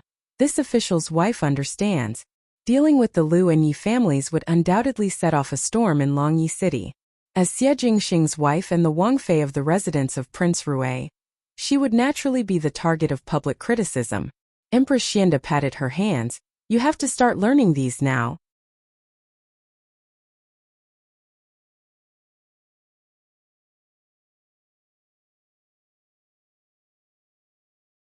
Chapter 1045. Shun Miao complied, and just as she was speaking, she saw Tao Gugu and a little palace maid walking over. Tao Gugu said, "Hui Pin and Ningguren are quarreling at the flowery small building. Right now they are at a point where they can't be reconciled. Nyang, do you want to go and take a look?" These days, Jing Fei was pregnant and the other womenfolk in the palace were starting to lose their composure. Originally, no one had any heirs, so it didn't matter if they were favored by the emperor or not. But now it was different. When one person ascended to the heavens, everyone else wanted to do it. Everyone had their own selfish motives and there were more conflicts than in the past. In addition, there were many officials who had the idea of sending people to Emperor Yongli's side. This inner palace was no longer as peaceful as it used to be. Once in a while there would be some chaos. Although it was not a big deal, it would always cause trouble for others. A displeased expression appeared on Empress Xianda's face. No matter how good one's temper was, after being troubled like this all day, one would be in a bad mood. Your ladyship, go take a look first, Shen Miao said. No need to care about me. She did not have the thought of following Empress Xianda to watch the bustle, as Long Ye's inner palace had nothing to do with Shan Miao, and could not help at all. Empress Xianda was helpless and could only stand up and said to Shan Miao, Bengong will first make a trip to the flowers courtyard. Qin Wangfei can rest here and drink tea. If one feels bored, then walk around the garden, as long as one does not go too far. Shen Miao had anise and fennel by her side, and they were all skilled in martial arts, so she was not afraid of any accidents. Moreover, there were guards everywhere in the palace, so naturally it was safe. Shen Miao complied, and Empress Xianda and Tao Gugu walked far away. As Shen Miao held the teacup, Empress Xianda's words appeared in her mind. She felt that Empress Xianda's words had a hidden meaning and had thought before, if Emperor Yongle really could not live for long, after Emperor Yongle left, who would sit on the Great Liang's country? Previously, Jing Fei wasn't pregnant. It seemed that their plan wasn't to let Emperor Yongli's son inherit the throne. Moreover, the poison in Emperor Yongli's body had not been cleared, and the children he gave birth to might be congenitally deficient, and would not be able to take on the great cause. As such, the only one with the imperial bloodline who had the qualifications to inherit the Great Liang's throne was only Xie Jingxing. Did Xie Jingxing become the emperor in his previous life? At least when she died, when Mingqi fell, Emperor Yonglu was still alive, and Xie Jingxing only led the troops to conquer the world. Was Xie Jingxing going to be the emperor in this life? If Xie Jingxing became the emperor, she would definitely be the empress. Since ancient times, there was no precedent of only one person in the inner palace. She was certain of what she said to Empress Xianda, and she would indeed not tolerate her husband having other women. Once this possibility came true, what Shen Miao could do was, since you are not interested, I will divorce. Breaking off with Xie Jingxing. However, fate was hard to come by. She didn't want to cut off the fate of husband and wife that she had accumulated for 2 lifetimes. Feeling a little annoyed, she stood up and decided to walk to the side of the pond to get some fresh air. Star Anise and Fennel followed her. The garden was densely forested, and under the layers of trees, there were winding paths, one after another, extending in all directions.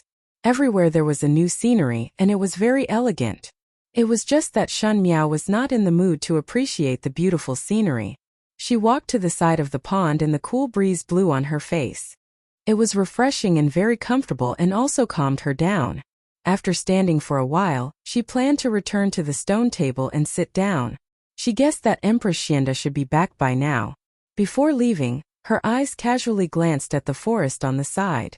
It was this glance. Shen Miao suddenly stopped in her tracks. She stared at the side and felt that the blood in her body was both cold and hot. It rushed to her head, and she almost couldn't stand steadily. Star Anise and Fennel also looked nervously to the side, but they didn't find anything. Shen Miao suddenly pushed aside the bushes in front of her and ran to the path on the side. Madam! Star Anise and Fennel were shocked and hurried to follow. Shen Miao ran so fast that she didn't notice her hair and clothes rubbing against the dust on the branches. Looking closely, her hands were still trembling violently, her lips were white, and her eyes were wide open. She didn't dare to relax at all. She saw it. The youth's face was hidden in the branches of the forest, with a slightly shy smile and a familiar expression. It was Fu Ming. Her son Fu Ming. She couldn't be wrong, she couldn't be wrong. Shen Miao ran desperately, but there were 8 paths in the imperial garden, and each path led to a different place. The trees were dense, and the youth disappeared in a flash, almost making her think that it was her illusion. There was no path in front, only a corner of the dark lake, a rockery, and a long pavilion.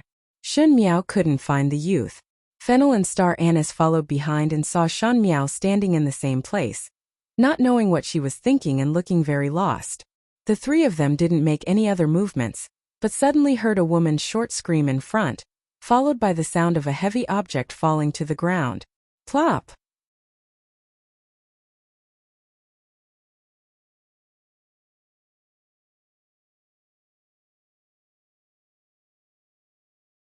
Chapter 1046. At the end of the fake mountain was a long flight of stairs. At the bottom of the stairs there was a woman lying on the ground. There were large patches of blood under the woman. Shen Miao and the two servant girls stilled. They went forward to check and were shocked to find that the woman was Jing Fei. At this moment Jing Fei was clutching her stomach, her face covered in sweat. Her face was as white as paper. She curled into a ball and moaned in pain. Shen Miao looked up and saw that the long flight of stairs had traces of being rubbed by someone. Obviously, Lu Jing had rolled down from this flight of stairs. Seeing Shen Miao, Lu Jing stretched out her hand with great effort and spat out 2 words, "Save me." Then she fainted.